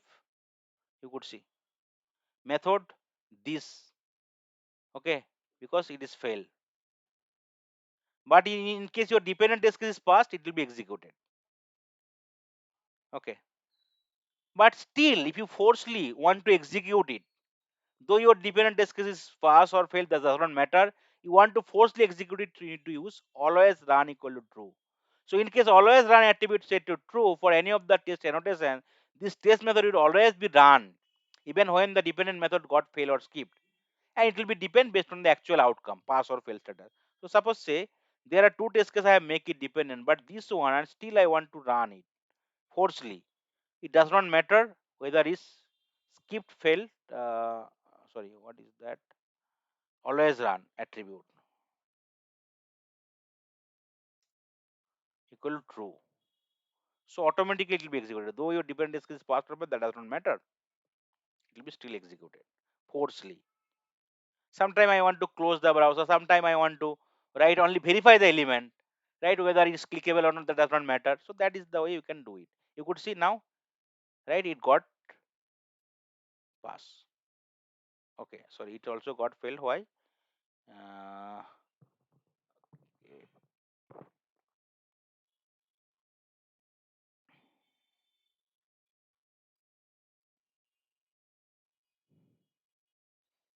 okay, that is fine.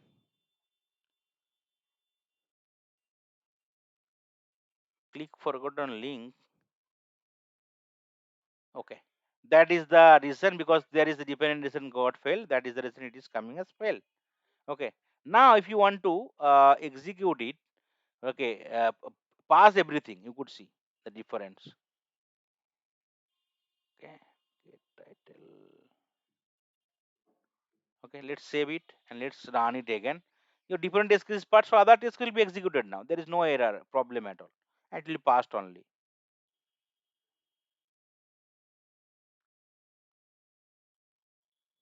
Okay, you could see all disks are green. So that is the way it will happen.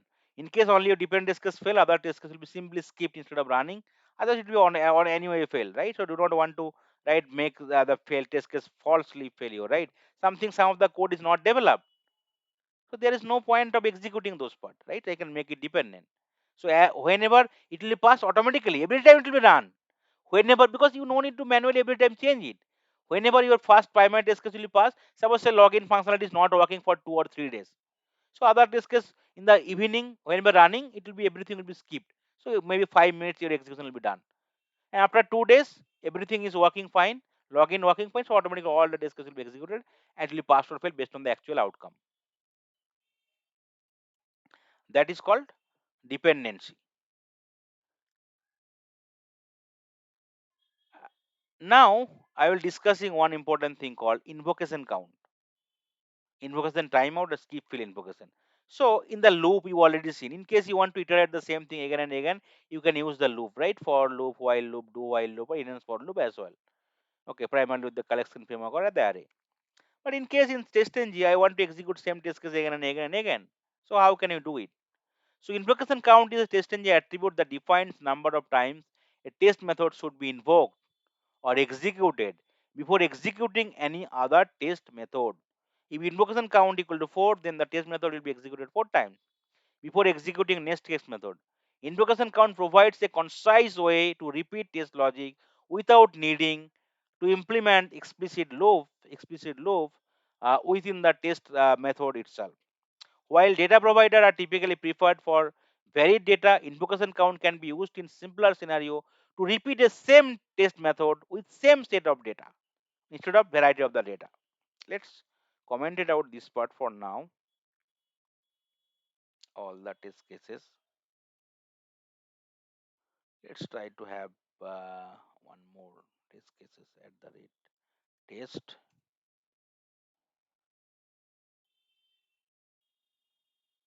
Okay, I think I can give something called public void say invocation. A method name I'm giving simple thing, and I want to print out something called invocation test like that. Okay, and I can give some wait time thread dot sleep maybe 2 second. Okay, I need to did surround with some throws declaration like that. Okay, So what will happen? It will only run for one test one time, right? And output will be coming. Okay, you could see our one time is coming and output will be also coming one time, right? But if I want to run multiple time, what happen? Say invocation count, give it 3 or give it 5. So it will try to execute for 5 times. Same test case, same thing will repeat for 5 times.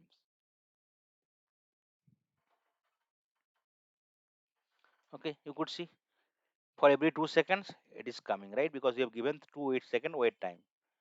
So now you could see the output, right?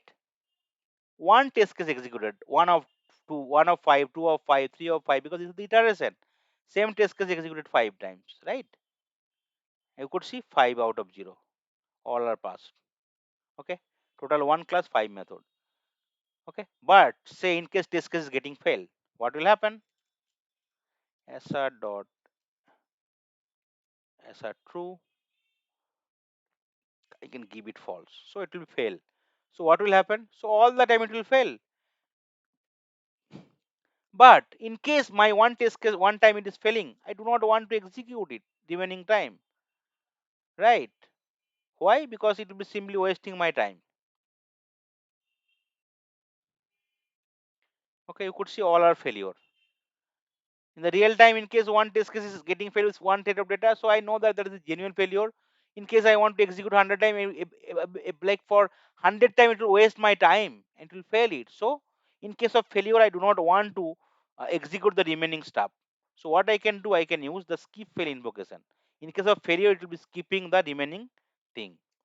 Skip fail invocation, sorry, my bad, equal to true. So in case of failure, remaining invocation counter will be just skip instead of failing it. So that is the beauty. You could see it is got skipped. Simply I am not wasting my time. But in case pass true, it will be executed 5 times only, because it's only uh, it will only stop or skipped whenever there is a failure. But whenever there is a positivity or pass, it will be executed always. That is the beauty of these annotations in TestNG. You could see all are executed one by one after 2 seconds. Okay. Last one is I want to let you know called timeout. Primarily, timeout is used to test that how much time it is taking for a single iteration. Right. In case you want to execute for 5 times. Right. In case you are giving total timeout as 15 seconds, it might be executed all the iteration, because 2 second, 2 second, and 1 second other stuff. So 3 second to 5 it will be done. But in case you are giving as 8 seconds, but you want to execute 5 iterations every time you're waiting for 2 seconds, 3 seconds, so it will not be executed. That is the way you can check some performance. Right, within this time, how many iterations able to complete it. Timer in the test case itself. Right. So let's give something called invocation time.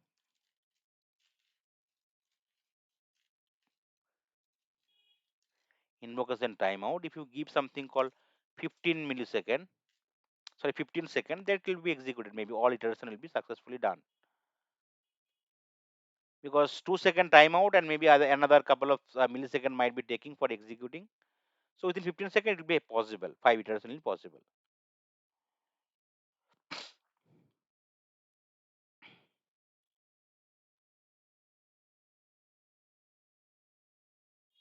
Okay, sorry, what happening?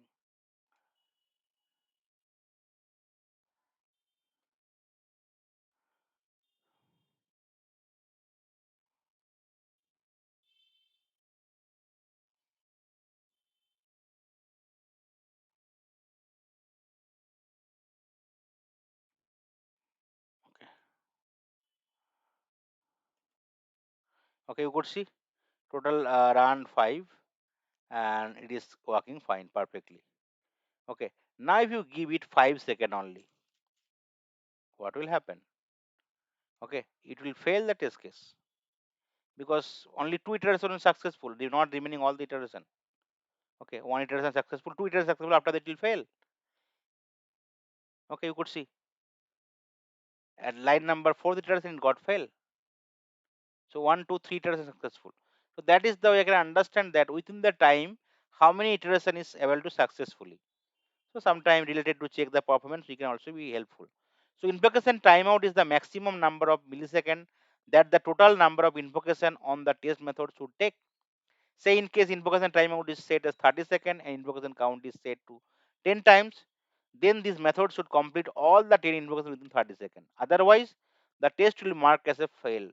This annotation will be ignored if the attribute invocation count is not specified on this method. Invocation count is not specified, then these two other part is there is no existence. Only whenever there is invocation count is specified, then other two annotations will be coming into the picture. Otherwise, not. Any questions here?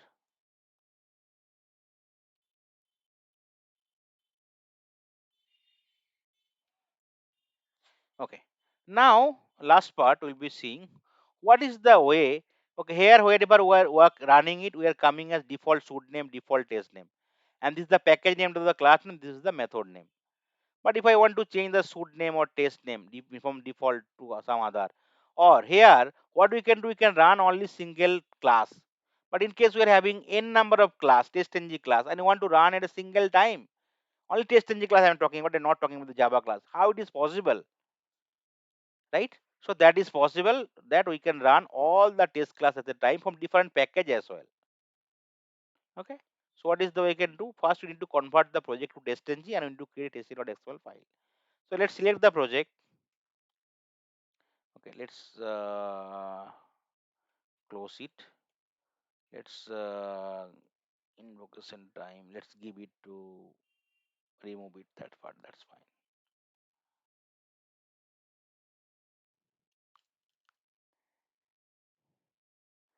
Simply keep at the rate test. Okay.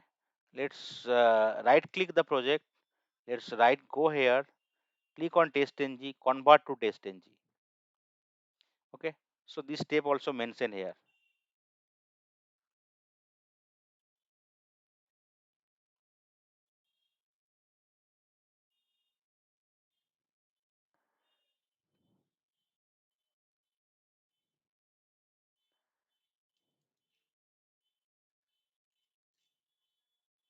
Okay.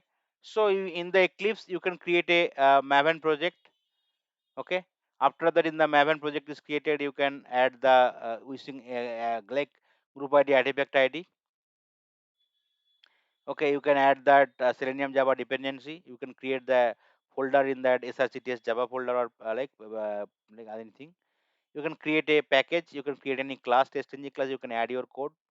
Right after that, you can create another package. You can another class, TestNG class, and you can write the code. After that, you can just convert it to TestNG. So whatever you already seeing here, here you could able to see right location, which folder you want to create the TestNG XML file. Within the project, you can give it any folder or just outside the project only. You can change the suite name. Like I can give any suite name, TestNG suite.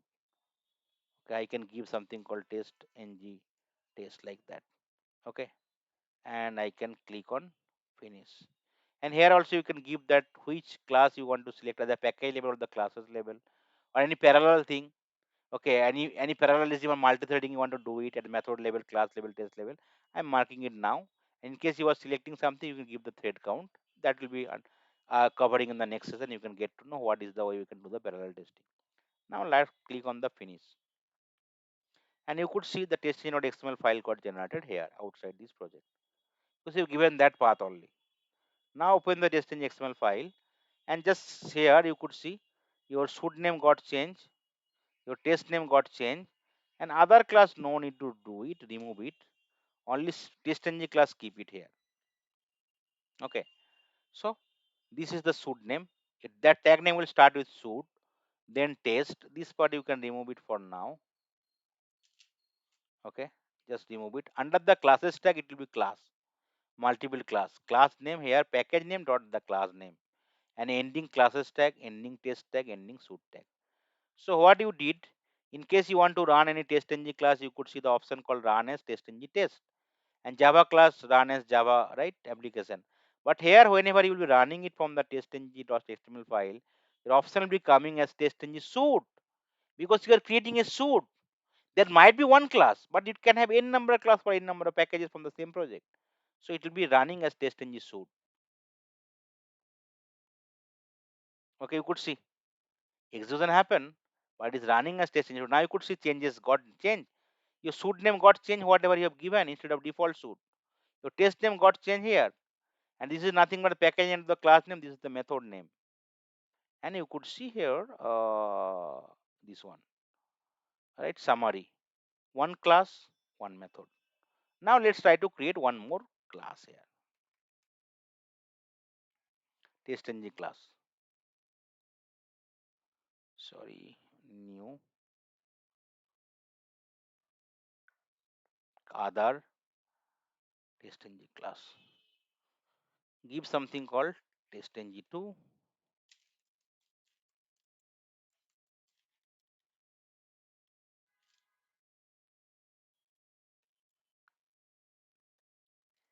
TestNG class 2. Okay. Give some method name called TestNG2, like that, any method name, and try to another class, like that. Now you can run it class one by one, run as TestNG test. But if you want to just add it in the TestNG XML file, what you need to do, you need to just copy the same thing under the classes tag, and you need to give class tag, and here package name dot the class name. So package name is still same because same package you have created, and class name I can copy it and I can change it. Now what will happen? Both the class will be executed based on the order we are giving instead of single class.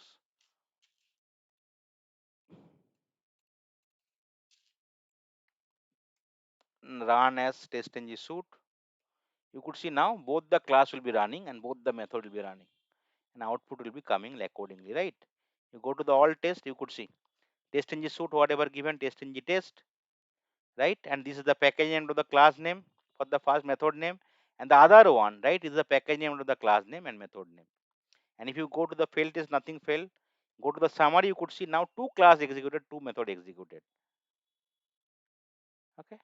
Now, if you just refresh the test output folder of the project, you could see some differentiation here also. Okay. One is called emailable report HTML is coming. You can open with web browser. You could see here two test case first, but two from different class, different method, right? Total number of times spent, all are passed. And apart from that, whenever you are running from TestNG suite, this folder will be generated. Only whenever running using TestNG.xml file. TestNG suite. Expand it, you could see some XML file is generated. If you click it, open with XML editor, you could able to see what is the total number of things executed, right? Pass, total time spent, test name, suite name, all this stuff will be coming in the XML file. And another HTML file is generated here specific to the whenever you are running using TestNG suite, that folder will be only generated. Here you could see this is the thing will be coming, right? Total test case fast fail, what is the time, how many time taken, which date, what is the method name, class name, package name, right? All this stuff, any exception coming, all this stuff is coming. So that is the way, instead of only one test cases, one method or one class, you can try to have n number of TestNG class associated. Only TestNG class will work, not the Java class. Okay, so that is the way you can do it. Now just I will cover whatever we have covered today so that you can get some idea. Any question we can take it forward. So today whatever we have tried to cover, like what is cookies and how can handle the cookie in Selenium, like headless browser testing, and then we started TestNG. The overview of TestNG, like step by step installation guide, different annotations, how to enable disable test, how we can set up the test case priority and perform sequential execution, what is hard and soft assertion, What is the importance of depends on method, always run, invocation count, invocation timeout, skip fail invocation attribute, and how we can run multiple test suite using TestNG. So cookie is nothing but like whenever we are dealing with some like laptop, desktop, mobile, like tab, right? Every time we'll be surfing something, automatically those information will be stored in the right the specific browser as a key value pair component. So the later point of time we can use it. Okay, cookies are domain specific, cookies are browser specific, cookies are case sensitive, cookies will be having some limit. In case we are adding more cookies, automatically older will be removed and new one will be replaced it. Okay, and cookies have some lifespan. Okay, cookies every time user load the website, browser send the cookies back to the server to notify the website of the user previous activity. Like cookies will be helpful for efficient testing, reduction in time in test execution, data security, user convenience, protection of privacy of user, creation of conducive test environment. What are the important stuff we can? What are the important methods available for the cookie? We can first create the cookie object, and we can add the cookie in the browser. Then we can try to get the cookie by name, or we can try to get all the cookies. We can try to delete the cookie by name or cookie object, or delete all the cookies. So these are the stuff we can do to cookie. Headless browser testing is sometime, right, we do not have the browser set up properly, or sometime especially some Unix system, Linux system, might be some browser is not set up or not there at all, but still I want to execute our test cases without opening the browser. And sometime, right, GUI is not required, I do not want to see the execution, I want the result. So to it will help without opening the browser, it will definitely take less memory and we can have the better result, right? So that is the reason headless browser testing is really important. So it will execute the same thing, but it will not open any kind of browser. Without the browser, it can do it. There are a lot of browsers like diverse support headless browser testing, HTML unit, Ghost, Phantom JS, Chrome, Zombie JS, Wetier, WebDriver. Best example is HTML unit driver. So you need to go to that Maven repository. You need to take that dependency for HTML unit driver. You can add it. After that, you can create an object called WebDriver driver equal to new HTML unit driver. The remaining step will be same. But whenever you will be doing headless browser testing, there is no need to maximize it. Otherwise, remaining stuff you can do it. HTML unit is the lightest weight and fastest implementation headless browser through which you can do the execution much faster. Like in case normal execution is taking 10 hours, but using HTML unit it might be possible in 8 hours. So that is the you can save the time. And along with the Chrome driver also, if you want to make it headless, you can do it with the help of the Chrome options, and you can add some argument called headless equal new so that your execution will be happen, but it will not open any Chrome browsers. In the backend, it will have and you will get the desired result. TestNG is the NG's next generation. Is a unit. It primarily is a inbuilt framework similar to JUnit, but JUnit is having less feature and TestNG is having more feature. Okay, TestNG not only Selenium, Playwright, right, your APM, REST assured, you can also use TestNG. Okay, all unit functional end-to-end integration testing is possible using TestNG. Error-driven testing, dependencies, configuration, reporting also possible using TestNG. Okay, TestNG can be easily integrated with different CI/CD tool like Maven, Jenkins, etc. It generates some report in some format using TestNG suite or TestNG test, different part. TestNG can multiple test cases can be grouping, something can be dependent, parallel testing possible, right? Same test case can be cross-browser testing also possible. Different annotation is there, right? No need of public static void main Java method. Some like exception can be handled also. There are some sort of assertion available, right? We can prioritize the test case. We can do the data-driven testing. We can do the parameterization that will be covered in next session. Data-driven testing is same test case we are trying to execute different version of the data. Whereas parameterization is nothing but multiple test case we are trying to run with same set of data combination. Okay. JUnit does not support parallel testing mostly, or like grouping or like dependency part, but testing is support. Otherwise, like couple of features is mostly same with JUnit and TestNG. So you can add that TestNG dependency to your Maven format XML file. Apart from that, you can install TestNG in your Eclipse level, and once it is installed, you can go to the project, whatever project you create, Java or Maven project, you can add as a library as TestNG. Then you can create a TestNG class, and where you can have all your annotations like at the rate test, at the rate before class, before go, after go, before method, after method, before test, after test, before should, after should. And sequence will be fast: before shoot, before test, before class, before group, before method, and then test, then after method, after group, after class, after test, and after shoot. And in case you are having n number of test cases, but if you do not want to execute everything, you want to just, do not want to remove everything also, but if you want to just keep something disable from the execution, you can make something called enable equal to false. By default it will be enable equal to true, or the blank is still same, those will be executed. But in case you are making enable equal to false, those will be skipped. Sometime test case will be executed based on the alphabetical order. By default priority is 0. So that is the reason if you want to make some sequential execution, you can set the priority. Lowest negative value will be, sorry, highest negative value will be executed first, and right, highest positive value will be executed last. In case he's having multiple method is having same priority, then it will be again executed based on the alphabetical order. There are assertions is really required, right, to add your validation point in the test cases wherever required. Like, and there are two type of assertion: hard and soft assertion is there. Hard assertion is, the drawback is that assertion will happen, but the drawback or a disadvantage is that as soon as assertion is getting failed, it will stop the execution for the remaining line of code in the same method, but other method will be executed uninterruptedly. That is the reason, so you should better to use soft assertion, so that your execution will not be stopped, remaining line of code will be executed. At the end you need to use that. There is soft assertion class available to create an object condition. After that you can have all the assertions, and at the end you need to call the assert all method, otherwise your test case will be still passed though it is actually failing. There are important methods available: assert equal, assert not equal, assert true, assert false, for the both hard and soft assertion. Then depends on method attribute, right? Something in case you want to dependent, like you can use it, so that in case dependent test case fail, other test case will not be simply right executed, it will be simply skip. If you still forcefully want to execute, you can use always run activity equal to 2 in the dependent test case. Then invocation count: in case you want to execute same test case n number of times without using any loop and other stuff, you can use invocation count.